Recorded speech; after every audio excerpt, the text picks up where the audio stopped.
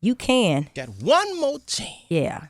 Start over. Clean the slate. Clean the slate. Do it right the second time. In some cases, the third time. Get a new thought. Yes. Yesterday, last night, you was thinking one way. You went to sleep. You woke up. Hopefully, you got a new idea and a new thought. Because this is New Thought Saturday. Well, you know what you say when you keep repeating the same behavior and expect different results.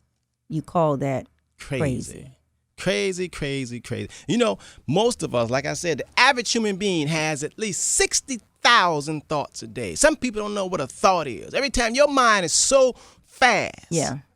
Every time your eyes move and see something, a piece of paper, some dust, whatever, that's a thought.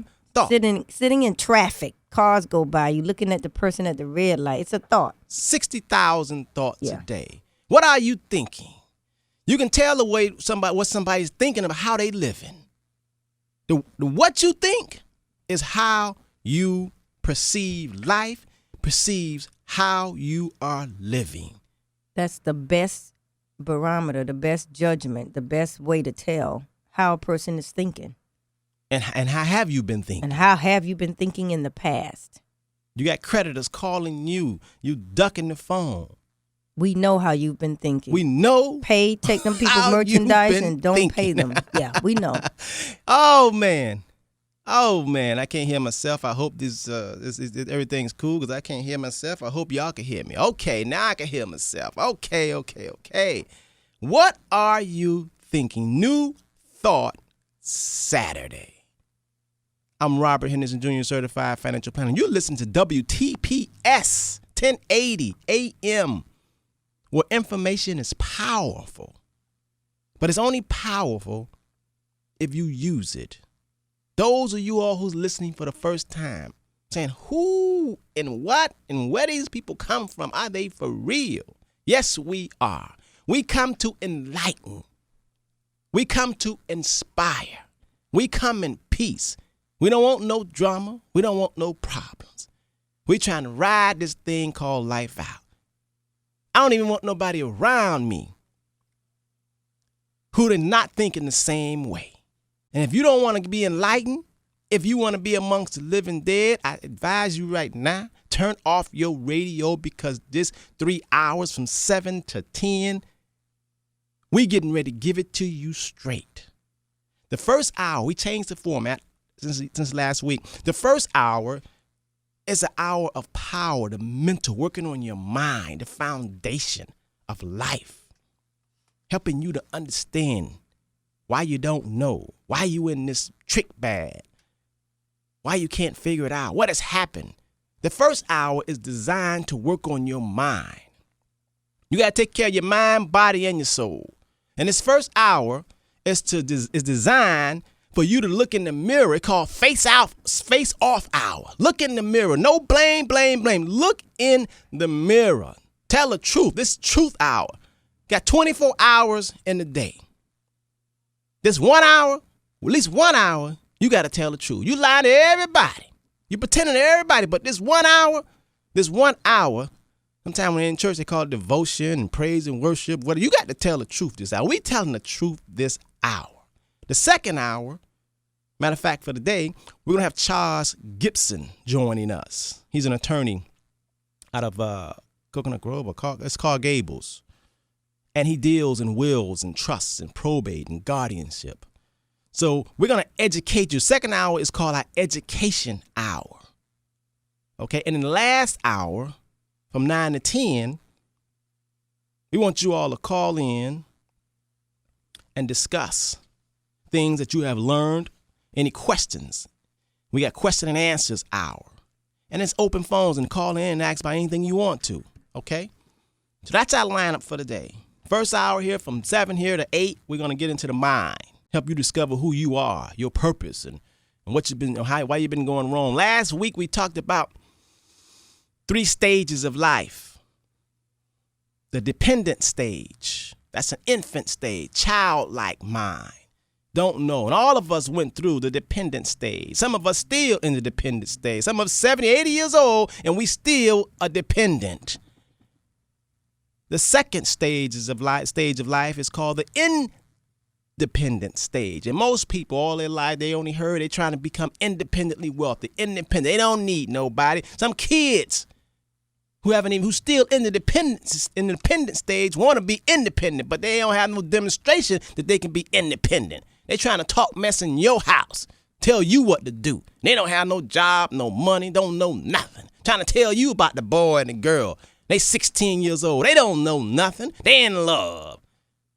They want to kill themselves. This is the greatest thing. They don't know nothing. They want to be independent. No, they're in the dependent stage. They don't know what they're talking about. And you start believing them, then you in the dependent stage too.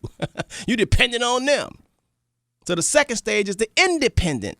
And if you get through the dependent stage and you learn something, then you become independent. Like a child grows up. And anytime you're independent, it's time for you to get out the house. Time for you to walk, man. Time for you to get out the house. If you so independent, be on your own. Get your own, and when you are an adult, if you independent, that means you got your own. You got your own business. You running your own company. You producing because you are independent. But that's not the end now, because you can never reach your highest high until you become or go to that last stage, which is called interdependent. Y'all write this down now. Yeah, come on, because some of y'all need to write stuff down. Some of y'all can just memorize this and regurgitate. And everything that you hear on Saturday, your goal, your duty, you're supposed to go out and rap and talk with somebody else. This is the new Underground Railroad. We all trying to make it to the promised land. You got to go out what you learn, what you hear on Saturday from 7 to 10, and you got to rap it and talk and discuss it with your girlfriend, your boyfriend, your homeboy, whatever. Your spouse. You got to come up with some conversation that's going to actually transform you. You got to get a new thought. We already know them 60,000 thoughts that you've been having all these many years. You obviously got the same old thought because you're doing the same old thing because you're in the same old place. So the second hour, we're going to talk about wills and trusts. Man, a lot of people don't understand what a trust is. Difference between a will. We talked about this some months, but we get new listeners. So we want to always go back. You always want to go back and recap. That's why I'm recapping last week in terms of dependent, independent, and interdependent. And boy, I tell you, a beautiful thing when you are in the interdependent stage. Boy, that feel good. That feels so good, Lynda. It's like Dwayne Wade when he playing for the Heat. Mm-hmm. See, he understands in order to win the championship, he can't just be independent. He has to be interdependent. He needs some help. He needs some other scores. See, the Dolphins, in order for them to win, can't have no independent star. If you get a receiver or a running back or a quarterback, you get the best quarterback in the world. If he could be independently good, been a quarterback all his life, throw, if he don't have no line to give him no protection, they're going to eat him up. Can't be independent. You got to be interdependent.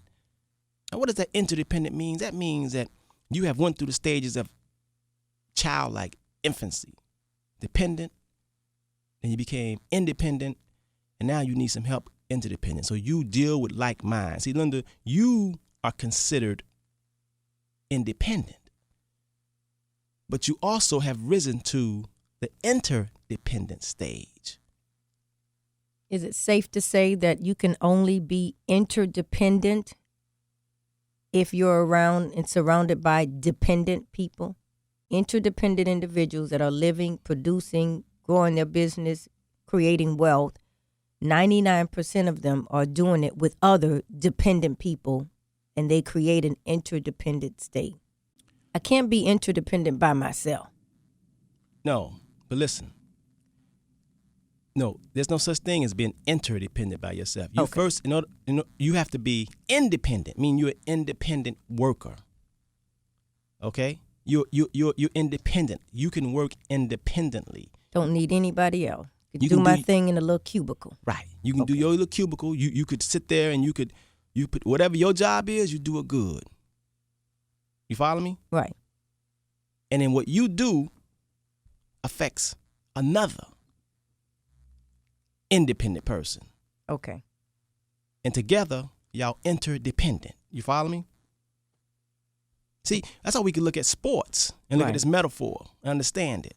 See, the quarterback or the running back, the guy who run and scored a touchdown, if nobody blocking for him, he in trouble. Mm-hmm. See, in basketball, even Kobe Bryant, he can score all he want to.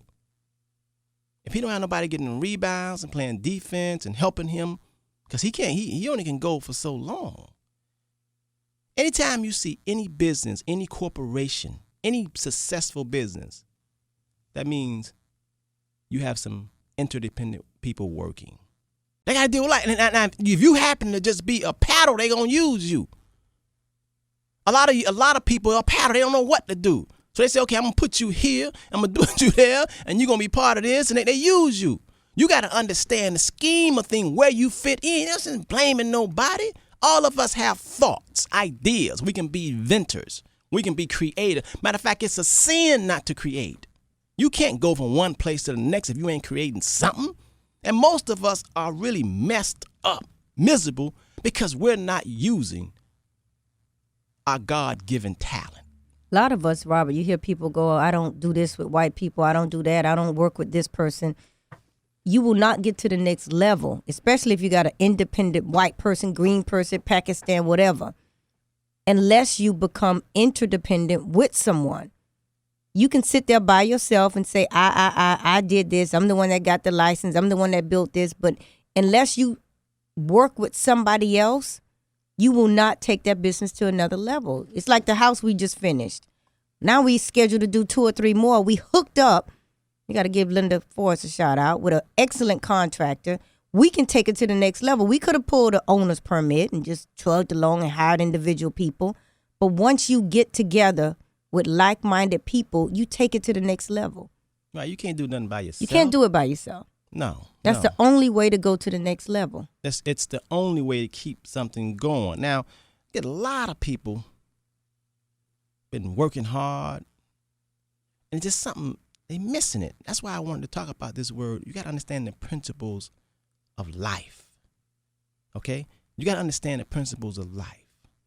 You can't keep hanging with them people who ain't doing nothing, going nowhere. Yeah. See, now let's go back to this visual. That's a big part. Let's go back to this visual about this simple bicycle. Let's just let's dissect this bicycle and see how does it pertain to each and every one of our lives. Let's use it as a metaphor.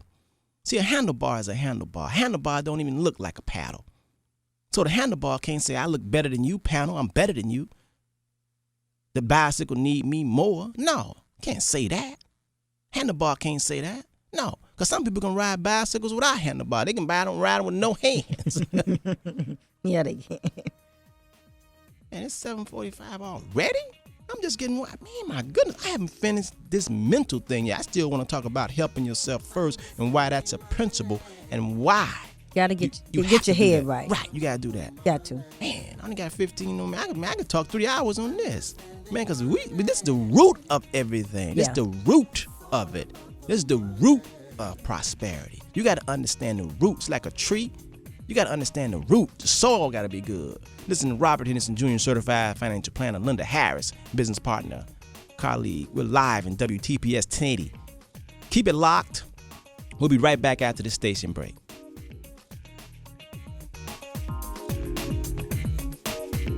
Hello, I'm Reverend Richard P. Dunn II of the Cathedral of Hope Church. I'm also a board member of the Collective Banking Group in Miami-Dade and vicinity.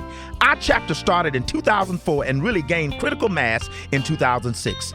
I believe so much in the mission of the CBG because, as many of you know, I have made a life and ministry out of speaking up for the downtrodden and forgotten in our community. Too often, those people look just like us. Here's what you need to know. The CBG forcefully advocates the Black church as the most effective vehicle to bring about economic empowerment, wealth building, and a community of educated consumers. To do that, we have entered covenant partnerships with 6 major banks. We also have strategic partnerships with several companies who bring amazing business services to our members. You need to be a part of this movement. Why are you still sitting on the fence? I encourage you to come out and see what we're all about, or ask someone who has already experienced the power of the CBG. For more information, please call 1-866-406-9526. Thank you. Are you concerned about your future in Miami-Dade County? Is the impact on housing, jobs, crime and violence, education, taxes, health, transportation, and other community services affecting your quality of life? If you've answered yes to any of these questions, then you need to attend the MAP Community Meeting and Retreat on Saturday, July 28th from 9 a.m. to 1 p.m. at Miami-Dade College, Wolfson campus in downtown Miami. We will document your concerns and take action on your behalf. Utilize the MAP process and the information that they will provide so you can make informed decisions and take action in these areas. Don't wait. Take immediate action. Save your community, values, and your family's quality of life. For additional information, please call MAP at 305-372-7600. They look forward to seeing you Saturday, July 28th from 9 a.m. to 1 p.m. at the Miami-Dade College Wolfson campus, downtown Miami. The committee meeting is free and sponsored by the Metro Miami Action Plan Trust. Get involved. Call 305-372-7600. I really need a job. Well, Broward County Public Schools is now hiring school bus operators. They are? What are the requirements? All you need is a valid Florida commercial driver's license or CDL permit, Class B with P and S endorsement, and at least 5 years with licensed driving experience without exceeding 5 points on your motor vehicle record, including adjudications. That's great. Also, they'll do a 7-year motor vehicle record history check. You will have fingerprinting special investigative unit clearance. Additional employment criteria includes pre-employment drug test and physical, and you must have a high school diploma, GED, or equivalent certification, which I know you have. So, how do I apply? To become a school bus operator, just stop by 3831 Northwest 10th Avenue in Oakland Park. This is an opportunity to turn the wheels of education as a Broward County school bus operator. For more information, contact Virginia Park at 754-321-4401. Join them in turning the wheels of education. That's 754-321-4401. The Robert Henderson Jr. Show, featuring Robert Henderson Jr., certified financial planner and president of the Henderson Financial Group. Understanding money. It's all about the money. All about the money. Boy, Lynda, y'all seen that stock market last week? Woo! I loved every bit of it. Every minute. Down 300 points one day. Up 100 points the next. Down, like yesterday, down 200 points. I'm just like a kid in a candy store, man. I'm just looking. It's like sale. A lot of the stuff I want to buy didn't drop as much as I wanted to drop, you know? Yeah.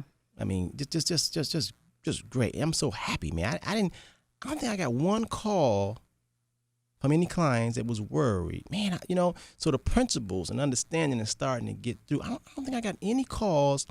As a matter of fact, I didn't get not one call from no client.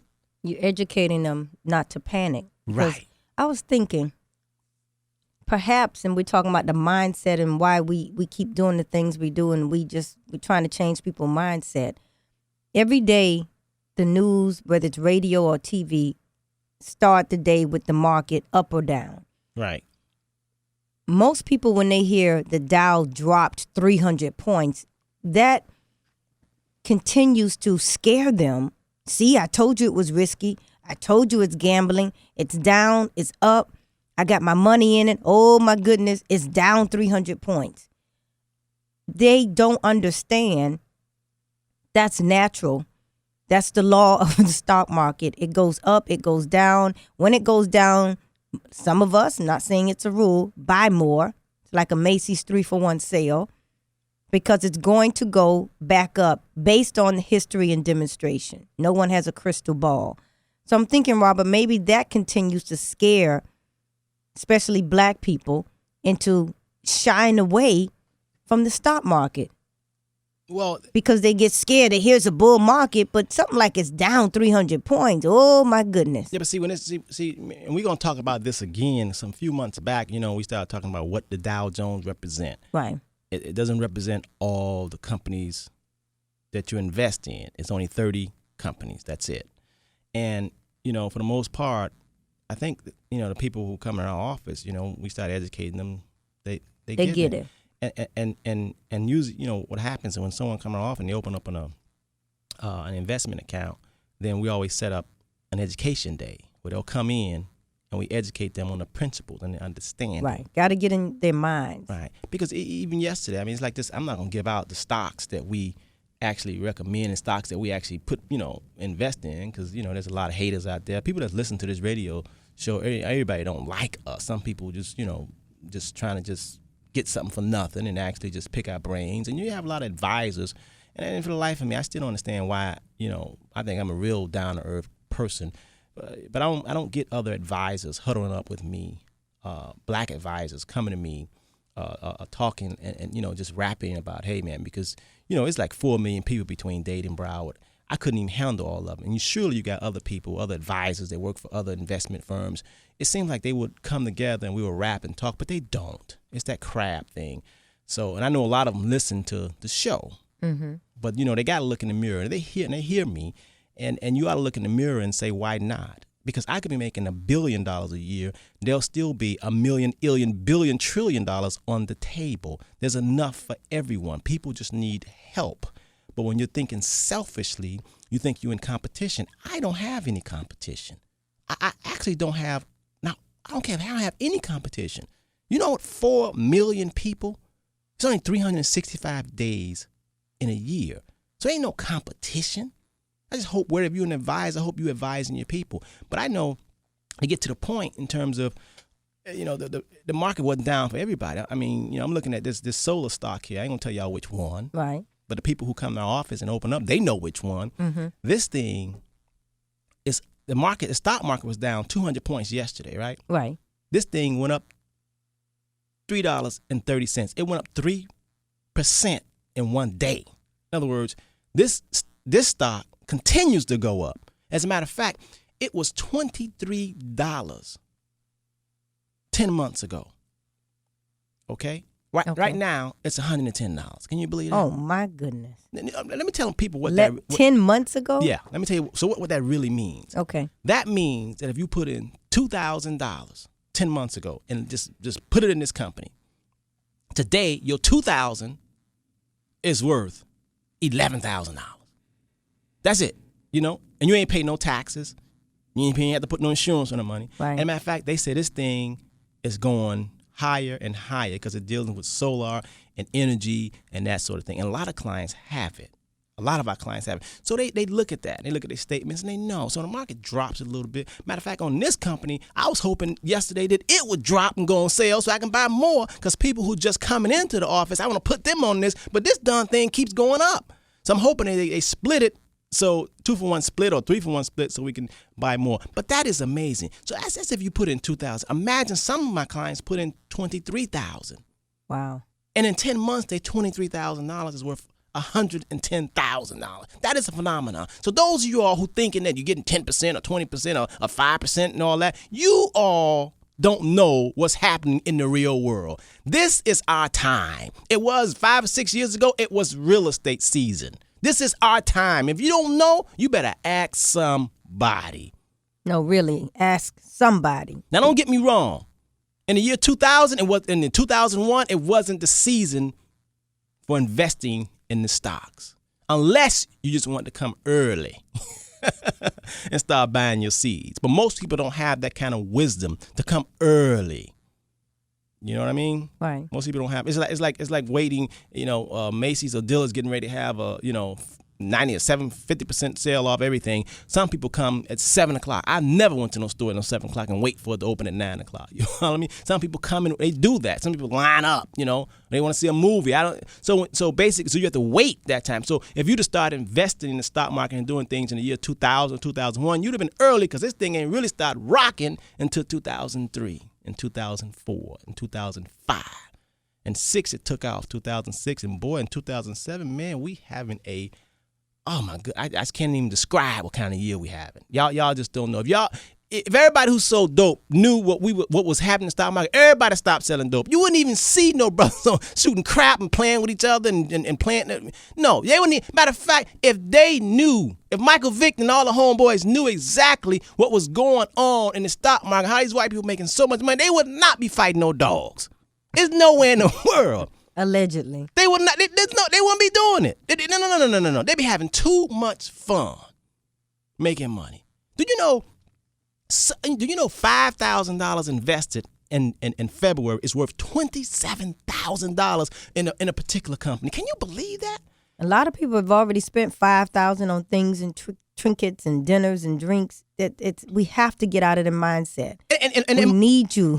And most people think what I'm talking about is some risk stuff. I don't invest. I'm too old for that.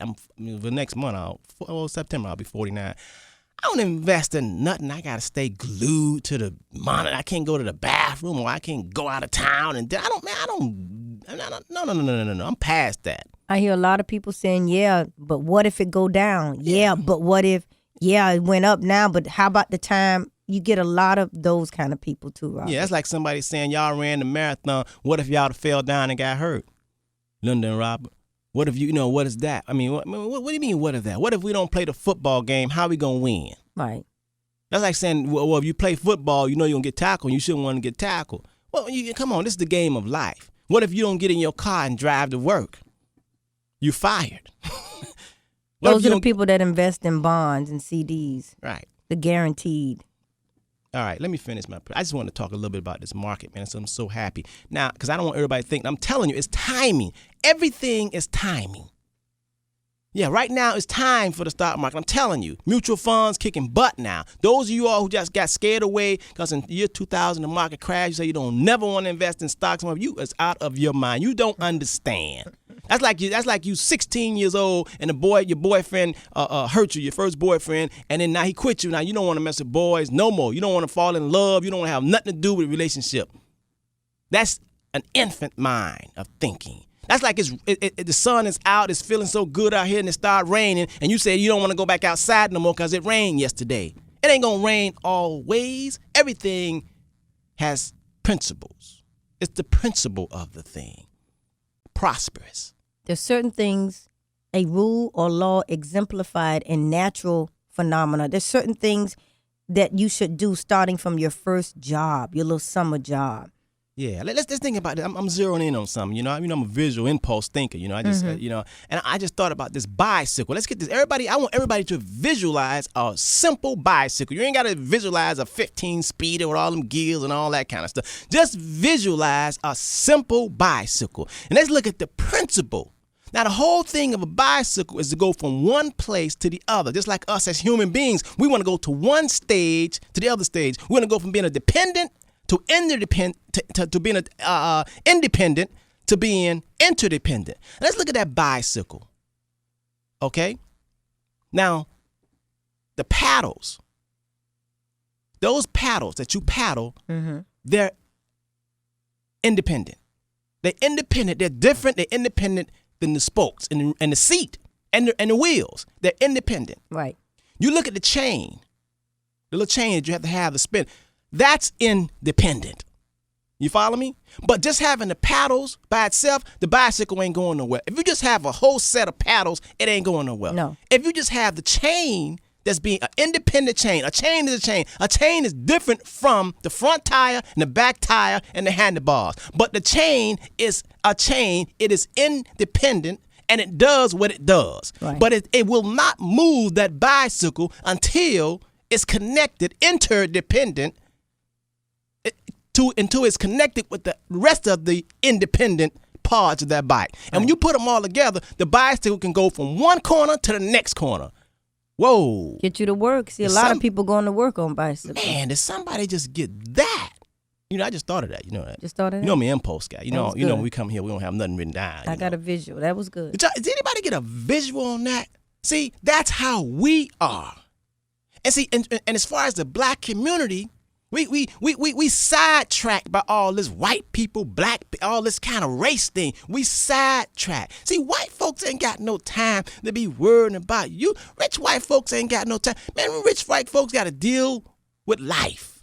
To want to learn and to want your eyes to be open. Matter of fact, there's a prayer to pray that you can see. A lot of people pray for things and stuff. You should be praying not for things and stuff. You should be praying that your eyes and your thoughts be open so you can go and do what you need to do. Right. Receive the knowledge. You follow me? See, most people pray for the wrong thing. I mean, I want a car, or I want this kind of job, or I want to, no. You should pray for the seed, the thought, the idea. You should say, give me. Because let me tell you something. Everything that we all need is all around us. Most of us just can't see it. We got diamonds and gold all around us, all inside of you. You just don't know. You can't see it. You can't, you know, and for most black folks, we don't even value each other. We will kill each other quicker than we'll kill a white person. Most black folks, oh my God. What? Yeah. That's why I use the N word so much, because we don't value ourselves. Now, if it's time to fight or play basketball, or you getting ready to do a boxing, every time you get ready to have a boxing ring, everybody black betting on the man that's black. Because they figure the black man going to beat the white boy up. See? Oh, we know what the black man can do. You boxing ring, that brother better win. Those are the best matches, black against white. Yeah, we don't want to see too white or too black. The white folks secretly betting and hoping the white guy win, and the black guy, everybody black. And then when the white boy beat the white beat the black guy, everybody saying, what's wrong with that Negro? What? They don't supposed to let that happen. That's not the way life is. Not the way it is. Right. See, well, I think the danger, and I think I don't want to. I think I see what you're saying. Don't put an age limit, because the danger in putting an age limit is that if you haven't got it together at that age, you kind of give up, and we don't ever want you to give up. But the system try to make you feel dumb and left out, like you washed up. Like you washed up. And you can forget it. And you can forget. You're never going to get it. Nobody We don't want that. Right. You don't know when the time and the hour. That's why. But you got to be searching. There's principles that basically say, seek and you shall find. That don't say seek and you're going to find in 6 hours. Seek, you shall find. By the age of 20-something. No. You don't know. But can we put some kind of social responsibility on the individual? You can't just say, we're going to give you a pass until your bulb go off. We can say, do your part. Surround yourself with like-minded people. Stop being a earn and spend individual. Listen to the publications that talk about that boring stuff about finances. At what point do we put the responsibility? Let's give you a laundry list of things to do. Don't just say, just hang loose until your bulb go off. No. You have to have, first of all, this thing called desire. You have to have a desire. You have to, when they say knock and the door should be open, you have to want. You have to want. You have to have a desire. Now, see, most people have a desire for the outer things and stuff. That's not where the magic is. You have to have a desire. You say, if you're an atheist or believe in God, or whoever you want to believe in, Buddha, Jehovah, Allah, or whoever you want to believe in, all right, whatever name you want to call it, but the higher being, you supposed to pray. The best thing is to pray for understanding. In other words, you want to pray for understanding so you can see, because a lot of times you just can't see. Let your eyes be open where you can see the magic. Okay, so that's on the list of things to do. Pray for knowledge. Pray that your eyes be open. But you just can't just pray and go sit down and go to bed now. Oh, now you're talking like me. No. What I'm saying is that, you got to put effort. You got to actually. Okay. Because you don't know when the time or the hour is going. You got to be ready. Okay. You got to be ready. If you want to be a chef, you got to go and start cooking in the room, in the kitchen. Right. The bulb not going to go off and you know how to make 5-course meal. Right. If you want to be a singer, you better get in that shower and start singing. If they say you can't sing and you got to take some singing lessons, next week, and you can't put no time on it. You can't say, okay. See, people make the mistake by saying, listen, I want to be a singer. In 5 years, I want to be a superstar. And if it ain't, I'm calling it up. No. You don't. No. You can't do that. If you do that, then you are God. And you can't pimp the creator of all things. Now, if you don't even believe in the creator of all things, there are certain principles and morals. The only thing you got to do is look through history. As a matter of fact, that brings me to our word of today. Okay. And the word of today is principle. What is a principle? Now, I'm not talking about the school teacher, the principal at a school. I'm talking about the other word, principle. Principle. Not the PLA. I'm gonna spell it again so you all, listening audience, when you get a chance, make it your way to go and Google, get a dictionary if you don't have a computer, and look up this word, Principle. because we're going to talk about the word of the day. And then I want you to read what is this thing called principle, because most people don't even know what a principle is. They don't even know there are principles of life. So let's talk about that. And we're going to continue on WTPS 1080 AM inside your ear hole. Those of you all just turning on your radio for the first time, I'm Robert Henderson Jr., certified financial planner. It's all about money, believe it or not. It really, right now we're talking about the seeds and root of things before it come out the ground. That's what we're talking about, the foundation of prosperity. Joining me is my co-host, sister-in-law, favorite sister-in-law, and business partner, Lynda Harris. Now, give the definition of principle. Principle. Principle.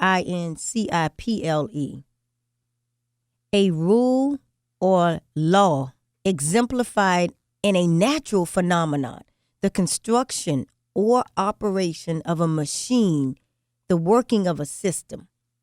See, a lot of people throw that word around. You hear people say, especially when they're arguing the point, it's the principle of the matter. It's the principle. It's the principle. What are they talking about? A rule or law exemplified in a natural phenomenon. I'm thinking, Robert, there's certain principles that we as human beings should live by that should be a rule or law, and it should be natural to us. There's certain principles. Otherwise, you couldn't hire enough police. Right. You follow me? Right. The police don't deter crime. It's an innate human natural law that says thou shalt not do this, this, this. You get up, you go to work, you take care of the babies, you do. I mean, some of us do. Most of us do it. If we didn't, you could not hire enough police. So it is a natural phenomenon in every human being, the construction or operation of a machine, the working of a system. So in other words, it's like if you want to look how a machine functions. Mm-hmm. First thing you want to do is break down the principle. Absolutely. This wheel turns. It's like visualize a bicycle. How in the world does a bicycle move? How does a bicycle move? On those two little wheels without tipping over. Right, but see, then you got to say there's a chain. Right. What does the chain do? The chain has a job to do. And you have the paddles. Mm-hmm. And you have legs. Every time you put pressure and you spin and you turn, that means that the chain will move. The chain pulls the back tire. Now, that front tire usually don't have a chain attached to it, so that means it's just rolling. Right. So the principle of a bicycle, you're supposed to look at it and see what makes it move from one place to the other. We as human beings have to find out what is the principles of becoming financially, you understand? You're supposed to get a different point of view. In other words, you was poor, you didn't have nothing. You view life a certain way. Right. Then all of a sudden you get some money. Trust me, your outlook on life will change. And some people get caught up into that hype of changing, and then some people is amazed by the change and the effects of how money drives people and makes people act. See, me myself, one time I didn't have any. And then as I came up the ladder, mm-hmm. from dependent to independent to interdependent, and I started amassing and gathering, my whole viewpoint changed. And I had this whole outlook, and it kept bringing me back to the Wizard of Oz story down in Yellow Brick Road. I felt like, man, in the beginning you start out, then when you reach Emerald City, all the stuff you done went through, trials and tribulations, and it's just a little short man behind the curtain. That's what I mean. I think the most challenging and memorable part is the journey. Yeah, but see, it's hard to tell somebody who hasn't got to Emerald City how lucky they are going through the journey, or just how Emerald City ain't all that hype what they said is. Because they're not gonna believe that. No, you got to rephrase it. You can't say money's not everything. Money's not all. No, you cannot tell a poor man. Right, that's what I mean. It's easy for you to say. Right. You got some. I mean, it's just like how you and I was talking yesterday, and I said, Lynda, remember we was in the conference room and we was talking, and I said, Lynda, you know, I can go to a little log cabin in Dillard, Georgia. You remember that little log cabin in Dillard, Georgia, where it looked like a little tree house. It was like a little tree house we was staying. We went whitewater rafting, and they had some little cabins like a little tree house. I was totally amazed and taken aback. I was like, oh my goodness.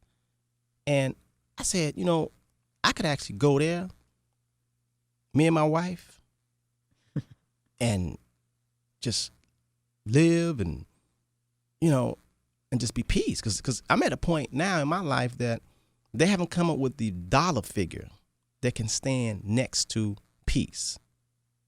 In other words, you're at that point now, but you couldn't tell a young, hungry Robert Henderson at the age of 27, that's my 32. Point. That's my point, because I didn't know. But I'm like Dorothy in the Wizard of Oz. I started out on the Yellow Brick Road, but then I you know, went through life and learned and trials and tribulations, and, you know, went through the journey, and I got to Emerald City, and I seen a little short man behind the curtain, something that just fooling everybody, and I'm like, man. But see, my goal is, since I can't just tell people, I have to demonstrate and show them. So my whole goal, Lynda, is to teach people about money, business, and economics. And then once you learn it, then you get to the promised land, you get to Emerald City, and you'll see that a lot of this stuff is a big hoax. All of this material stuff and us pushing and shoving and hating and killing and crabs in the bucket and just, you know, and then you start to realize what really peace is and the state of mind of heaven. I agree. You follow me? I agree. And then you just crave peace. Matter of fact, when you get to a point when you craving peace, you love peace, you crave it. Not so much as that money, but you just don't want your cell phone to go off anymore. You don't want anyone to come to you with, boss, we got a problem. Your conscience good. Your conscience is good. Yeah, you can wake up without just more drama, no more drama. See, a lot of people ask me, why do I keep the same tone, you know, when people a problem? It's like I'm always positive, you know, because I've reached Emerald City. I know that, you know, a lot of this stuff is illusions. What we care about, what we get mad about, what we fight about, it's all illusion. Let me tell you something. When I started making a certain amount of money, I was more amazed at how people act and responded to my wealth more than the money. It tripped me out. Just like me right now, I've never, ever went up to anybody and got an autograph. I just think that's absolutely, in my mindset, the way I sit, I think that is absolutely crazy. To go up to another human being, to go to the bathroom just like me and ask for his autograph. And some people get it on a tissue, on a paper, anything. And I just never understood what is the significance of someone writing their name, scribbling on a piece of paper. How much substance? What does that do for you? I just never really cared about that. You know, I mean, that's all just make-believe. And then, you know, as you start learning about investments and about money, it leads you to things like value and why do we value things? I mean, it's like how right now, you know, women value Louis Vuittons and pocketbooks and Gucci's and all that. I mean, really, what really does it mean when you get one, you spend your money? Do you feel better? Are you not? When you get a Louis Vuitton, a new Gucci, I mean, you really got to ask yourself, why did you need that? And if you say, oh, because I feel good. How do you feel good? Because people are looking at me. So then you got to ask yourself, why do you want people to look at you? Or why do you want people to think you all that? Why? There's something inside of you. Why do you care the way someone else view you? Why you go out and spend your last dime because you're trying to? There's something, that's an Anton Fisher story in you. You got to go back. I think we all go through that phase, but you cannot be an adult. You cannot be over, I would say 25. That's my magic number, and still think that way. I myself. What do you mean you can't be over 25? What do you well, mean? You shouldn't. You're 100%. You should not. Well, that's another thing that you and I we always talk about. You. I know it is happening. It does happen. We know a lot of people like that. But being raised in America and being part of our democratic capitalistic society, we all go through self-image issues, and we want the latest and greatest fashion, and we do want people to look at us. But at a certain point, as you grow up and out of that infant stage, But it has. I want to. you should be out of that. Yeah. Okay. Now you saying You should be right, out okay. of that. All right. Yeah. When you say grew up out of that infant stage. Okay. When you said at the age, that's what threw me. When You don't said subscribe 25. to an age. It's because it's a mindset, Right. And you may reach that mindset at the age of 50. Right. Now you're talking age. I mean, what's age ain't nothing but humans came with age.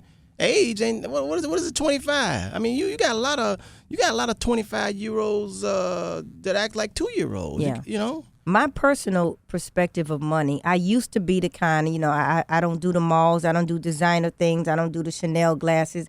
There was a time when I thought it was mandatory that no one see me in the same outfit for about 4 months. Women, you know what I'm talking about. I would not be caught, and I had to have the right shoes. That's what money was about for me. Now, it's not about things I purchase. It's about getting in first class or getting in front of the line. I use money now to make my life easier. I don't want to wait.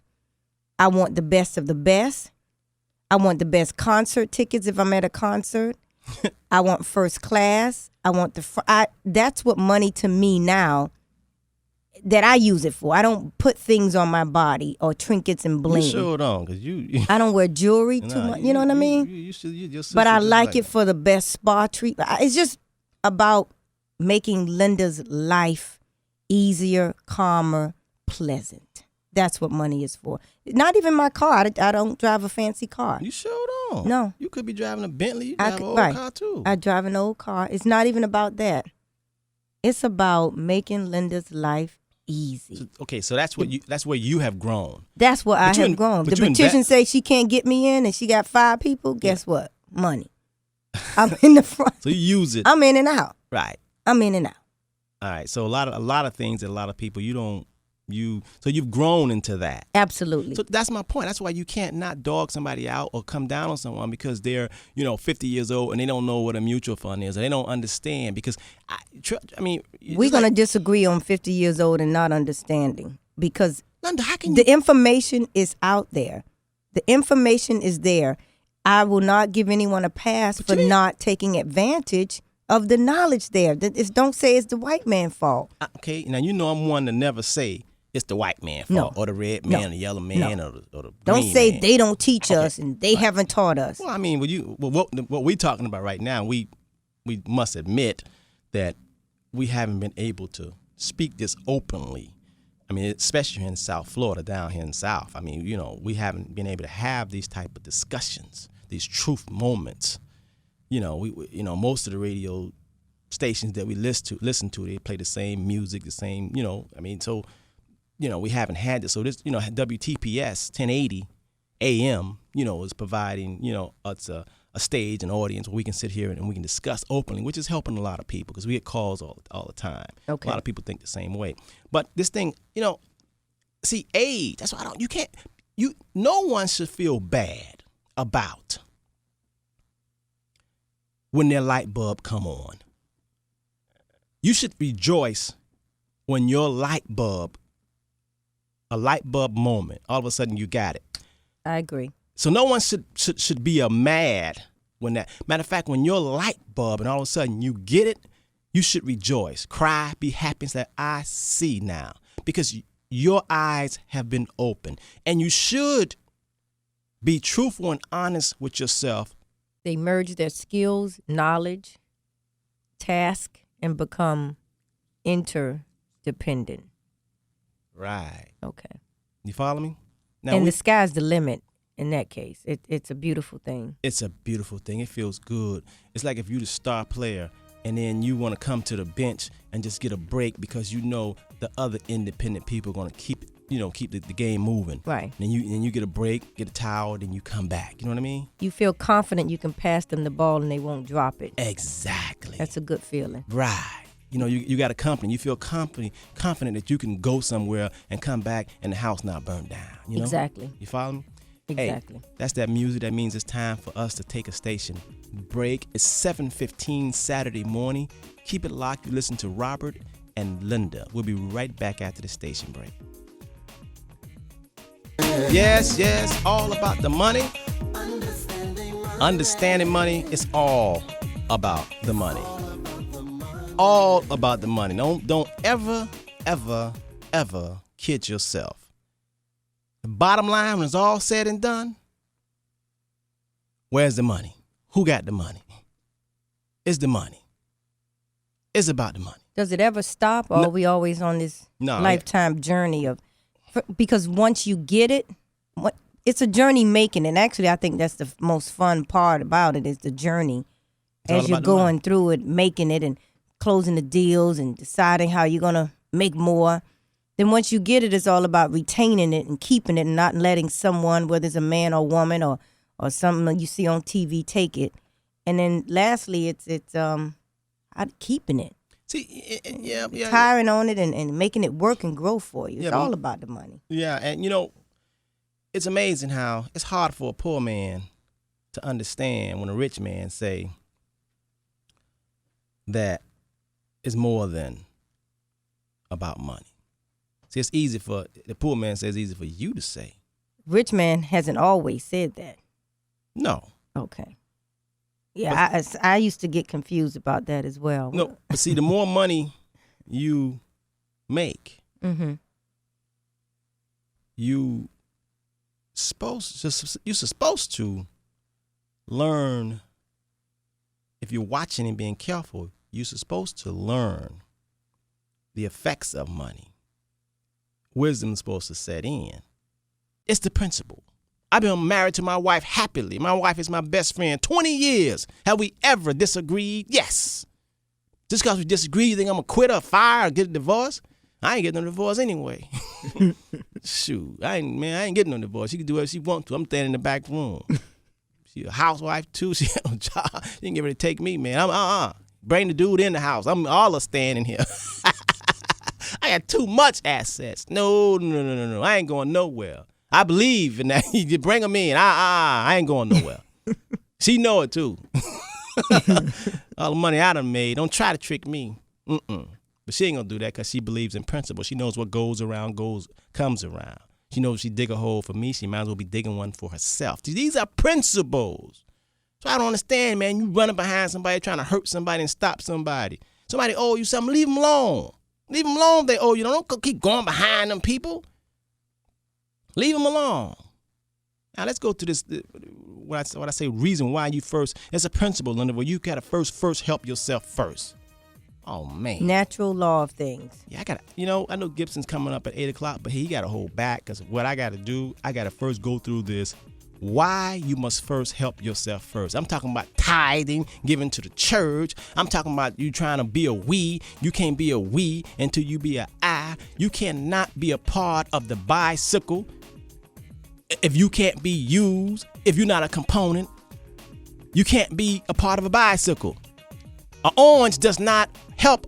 A fruit does not help a bicycle. It's not a part of the system. You got to be valuable. When we come back, I'm going to break that down to you like you're a 6-year-old so you can start looking at each and every one of yourselves. We'll be right back. News Talk 1080 AM WTPS. Coral Gables, Miami-Dade, Broward, and the Palm Beaches. The People's Station. In a world where one man decided to make a difference, he was the people's voice. Wait, are we doing a movie trailer here or a station promo? I'm getting to that. Okay, take 2. Action! News Talk 1080 WTPS wants you, South Florida, to talk to me. Beginning Monday, listen to Wake Up South Florida with Andre and Joy. Wake up! To win a pair of tickets to Talk to Me. Be cool, y'all. Starring Don Cheadle. Petey Green goes to the White House and steals some silverware. And Cedric the Entertainer. Inspired by the true story of Radio 1's flagship station, WOL. One man would change the future. Listen for the Talk to Me sounder. Talk to me. And be caller number 10 and win. It's the News Talk 1080 Talk to Me contest. Beginning Monday on Wake Up South Florida with Andre and Joy. Courtesy of Focus Feature and News Talk 1080 WTPS. Listen in and win. It's the Robert Henderson Jr. Show, featuring Robert Henderson Jr., certified financial planner and president of the Henderson Financial Group. Understanding money. It's all about the money. Understanding money. It's all about the money. Yes, it's all about the money. It's all about the money. You get that money, then you start understanding the big picture. Make it to Oz. Make it to the Oz. Make it. You got to get to Emerald City, bro. Your goal is to get to Emerald City. When you get to Emerald City, then the light goes off, light bulb. You say, okay, I see how I've been fooled. But I still think the most memorable part is the journey. The people you meet and you make friends with, you break up with, the lessons you learn, the wisdom you gather, and the journey is irreplaceable. The trials and Boy, do they build character and make you strong. What? Oh, my God. It's hard to be fooled once you've been through Man, the best teacher is adversity. Yes. Whoa. Yes. Then you realize there's no such thing as a mistake. Right. You learn from every single incident, every piece of drama, everybody that did you wrong, you learn. Man, let me tell you something. Man, as you talking, Lynda, because I'm a visual, you're talking, I get a visual. Man, I'm just thinking about my journey, man. I mean, I got married, I think I was 20 years old to my first wife. A lot of people didn't know I was married, the reason why Natalie, your sister, the reason why she's my best friend, we have a good time, and I'm telling you, man, it's because I got my butt kicked when I was like 21 years old. And I got married my first wife. Oh my God, I used to be in the bathroom crying. That woman taught me something. You learned about finances, spending habits, man, taking care of a family. Man, Miss Joyce taught. Miss Joyce. Let me tell you something. And I say her name. But let me tell you something. She knows. I tell her. We talk. I tell her. Do you say thank you? Yeah. Okay. Yeah. You've arrived. Yeah. You've arrived. Yeah, you are at peace. Yeah. See, I was looking at it wrong. See, most of us look at things wrong, man. Yeah. We look at adversity wrong, man. We look at it wrong. When you get your butt whipped and kicked, two things gonna happen. Yeah. You gonna come up fighting, gonna make you strong and build character, or you gonna fade away. Now, if you somebody, you go in a fetal position in a cocoon and cry in the dark. Go in a fetal position and cry in the dark and say it's over. Let me tell you something. You better embrace. You can't even find out who you really are until you done went through the wilderness. You can't have it too easy like them kids, young people going through rehab and drug and DUIs. If you have it too easy, it doesn't build character. Man, when I got married at 21 years old, man, that girl's running me totally out of my mind. Man, I thought she was the worst thing. I later found out she was the best thing. Same with my first husband. Yeah, you know not to go that way no more, huh? What? When you, oh my goodness, when you run up and get a lesson, you so mad. You think, boy, you so mad, but the lesson is so powerful. Yeah. It teaches you never to go that way again. It's invaluable, Robert. You can't learn it in a book. So then after you get the lesson, are you mad? Do you still have grudge? No. When you truly learn, you think and give thanks for that lesson. So why don't people apply this in their financial life? Why do they keep earning and spending? Why do they keep every year of you never saving up $2,000, $5,000? Why do they think they can keep growing money in a bank? Because why don't they participate? That's why, see, Lynda, that's why I'm not as hard on people as you. That's why I'm so merciful and I'm humble you, because I was there. and then, you know what I mean? Now, had you married another Joyce, you would have just defined crazy. Yeah, I'd have been crazy. Right. Yeah, I'd have been crazy. But you learned. Yeah. You didn't repeat the same thing, expecting different outcome. But most people keep repeating when it comes to finances. year after year. In 1989, they were broke, busted, and disgusted. It's 2007. Yeah, but see, some They're people in the same predicament. Yeah, but see, it takes some people. Some people got to keep bumping their head over and over and over. They can't see the light. I want to give a cutoff, Robert. I want to give a cutoff. But it's you a won't fact. let me. No. I'm just saying it's a fact. Some people keep bumping their head over and over. They haven't learned. You can't give up on them. I mean, they might get it this lifetime. They may have to go to another lifetime.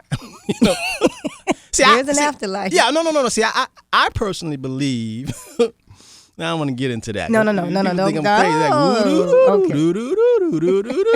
crazy. See, I'm into this universal law thing. You follow me? One day we're gonna get into that. But I can't get into that. So I'm gonna tell you something. Anybody, and almost everybody is experiencing some kind of drama. You gotta look at that drama and say, what am I to learn from this drama? What lesson in this drama that I'm learning? Now, you either going to stay in that drama and wallow in that drama, or you going to escape that drama. Let me tell you something. My mother taught me. I saw her get out of that drama. In Chicago, when I was 6 years old, and my father was coming home a drunk, whooping her every day. I was 6 years old, and I saw it. I remember like yesterday, my mother had something for his butt. In the middle of the night, on one night, he called and said he was coming home. Old Johnny May said she wasn't getting ready to take it no more. Johnny May round us up, a kid, and said, I was 6 years old. She said, y'all staying with your daddy or y'all come with me? At 6 years old? 6 years old. She even gave us a choice. At 6? I tease her now and say, Mom, that was a trick question. That was a trick question. Imagine your life course had you said, I'm staying with my dad. That's why I tell my mom, I say, Mom, you know what, Mom? I can't give you a whole lot of praise. That was a trick question. You had the nerve to ask a 6-year-old. A 6-year-old. Do you want to stay with a drunk, your daddy, or go with her? I said, you want to take that pressure off you, because if I'd have been stupid and said, I want to stay with dad. Right, you'd have left me and said, hey, you the one say. So I said, Mom, I got to give you praise. She would have taken you anyway. Well, we laugh about it. I said, I got to give you praise on one end, and then the other end, man, that was a trick question, So I saw her. She demonstrated. Man, before he got up, let me tell you something. She called all the neighbors in the apartment, right? And, man, they helped her because they knew she was getting beat. Everybody knowing somebody getting beat. Right. All the sisters know when the man beating him. All the brothers know he beating his wife, So everybody knew that, right? They may not help, but they knew. So they knew Johnny May said she getting ready. I think it was like 2 or 3 o'clock in the morning. My mama went to them neighbors. They helped. They bought all that old furniture. They didn't have to. They bought that old furniture, man, and we left in the middle of the night and got on a Greyhound bus. You know what that did for me? Psychologically, subconsciously? That taught me that I could run.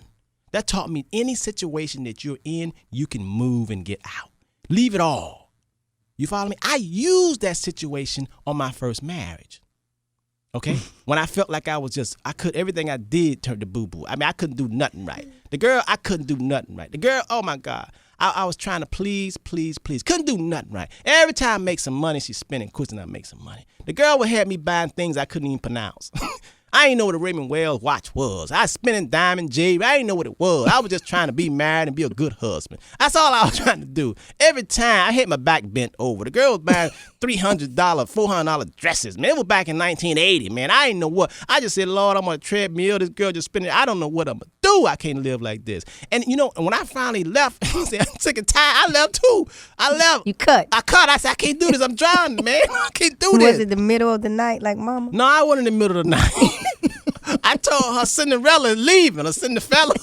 I'm Cinderella. I'm leaving. I'm tired of cleaning up all the kitchens and all that. I'm tired of doing all that and work, And I left. And then first for a long time, Lynda, I fought her. I felt that first marriage, because I'm an achiever, and I work with it. Every time I get involved in something, I try to do my best. For a long time, I felt that she was the worst thing. That was the worst, and I was a failure. But as I grew in consciousness, I learned that she was the best lesson for me. Because I went through her, it taught me how to be a stronger, better man, a better person. It taught me how to be better for my future wife. So that's why me and your sister Natalie, we're friends. We don't argue. My first marriage, every week I argue. We couldn't even get through. I used to count. Could we work 7 days? You son of a this, you son of a gun. You did, you blank, you black did, you mother that, you mother. Oh, But let me tell you, God bless her. So you didn't get a heck raiser on the second go around. You didn't get a spin meister. You No. didn't get a No. hot-headed, person that want to argue, that No. strive on drama. No. You learned. I learned. And you knew what you were not going to do again. Exactly. Why don't we do that in our finances, Robert? Because, but a lot of people don't been married 3 and 4 times. That don't make them bad. That's what I'm trying to tell you, man. You don't know. I mean, Lynda, here I am, 49 years old. I mean, I like watching the History Channel now. At 30 years old, I wouldn't have been watching. I didn't like no History Channel. And when I was 30, I didn't want to watch how the whales was born or the life of ants. I didn't want to watch that at 30 years old. Everybody have their own time for when their light come on.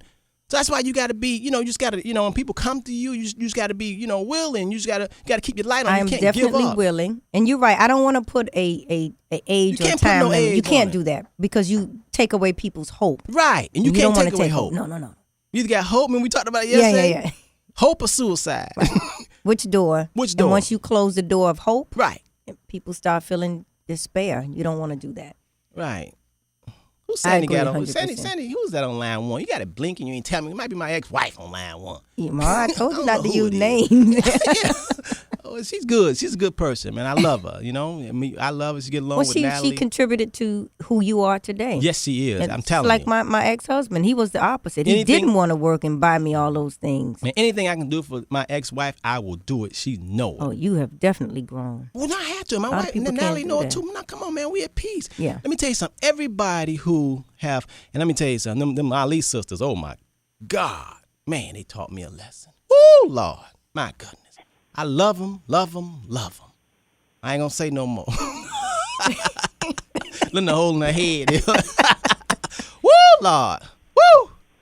Boy, my We're goodness. glad you are the man you are and all the journeys that you've been through. We say to everybody, thank you, thank you, thank you. Yeah, I tell you, I don't know. Okay, but like I said, man, I'm so glad. I'm so glad for everybody who has been in my life. I mean, I say that with all sincerity. All the lessons when we're trying to build that building. Everybody that's dumped on you, everybody just that's all that. It helped me cut into to be you. the person. Right. And I want you all to look at your life also. Mm-hmm. I want you to look at your life also. Stop holding grudges. Stop blaming people. Every incident that you've had in your life really, truly was for your good. Every financial endeavor I've embarked on hasn't been successful. I've lost money. But it helped you. But it helped me. Oh, my goodness. The year 2000 crash, when the market dropped, it helped me. First, man, I said, Lord, I can't believe the stock market dropped like this. Oh, my God. But it helped me today because it's not over.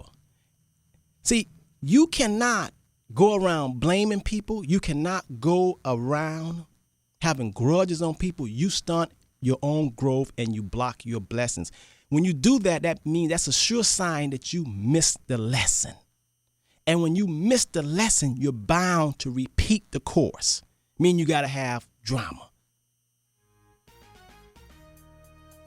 Man, that music coming on already. Back it's 8:15.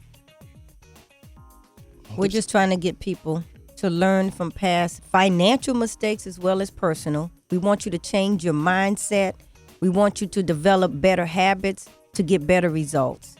We don't want you looking up in 2008 with the same results. Yeah, we'll be right back. We got to take a station break. You listen to Robert Henderson Jr., certified financial planner, Lynda Harris, my business partner, sister-in-law, colleague. We'll be right back after the station break. All right, bye-bye. The following is an OnStar conversation. OnStar Center, this is Latanya. I love you guys. I lock my keys in my car all the time. I just stand back and you guys have at it. It's so nice. I take it that you've locked your keys inside of your vehicle? No kidding. I'll be more than happy to help you. And do you remember what your OnStar PIN number is? 461. In most cases, OnStar can send a signal to unlock your doors. I want you to know I'm down on my knees, going up and down, saying, there you go for my truck. No problem. I'm still genuflecting and bowing. Oh, well, note that the doors are currently unlocked. This truck and you have something in common. You're just wonderful. Remote door unlock is just one of many OnStar services available on over 50 GM models. The first year of OnStar service is included on new OnStar-equipped GM vehicles and covers unlimited use of all safety and security services. To experience OnStar, press your blue button or visit OnStar.com. OnStar by GM. Like what you're hearing on your station? I want to thank you guys for bringing this program to light, because the more we talk about it, maybe we'll find a solution. Express yourself. Call our comment line, 305-642-5445. Good comments or bad. Hey, listen, you guys are doing an awesome job. We're going to listen to you, South Florida. Got a show idea you want to talk about? 305-642-5445. You're speaking, and we're listening. News Talk 1080, WTPS. It's the Robert Henderson Jr. Show, featuring Robert Henderson Jr., certified financial planner and president of the Henderson Financial Group. Understanding money, it's all about the money. Understanding money, it's all about the money. Boy, I tell you, Paul got a hit there. That hit, son, is all about the money. Now, those of you all, we got call on line 1 here. I'm going to put it on. Just call it. Just hold on a second. You know, like I said, the first hour, which you're running over a little bit because Gibson was running a little behind the attorney. But you got to understand, because a lot of people don't understand why they're in the situation that they're in. But wherever you are, that's where you're supposed to be. Your thoughts have gotten you there. And there's a lesson for you to learn. And until you learn the lesson and evaluate yourself, that's why you're supposed to be studying yourself and your life and why you think like that and your habits. You got to be studying your habits. Now, if you're not paying attention to your life and your habits and what's going on, you're bound to repeat them, especially if your bicycle, you're not moving. If you're not moving and getting to the next level, you got to go back and take a look. And most people never even knew that they're supposed to take a look. You got to look at this stuff. Now, you get a lot of people want to help. They want to tie. Had a lady came into the office, and she was behind on her bills, but she says that she ties all the time, and she couldn't even make her mortgage payments or nothing. Now, I am a number one person that actually give. I give a lot. Okay, I give a lot, not just to one church, but I give a lot.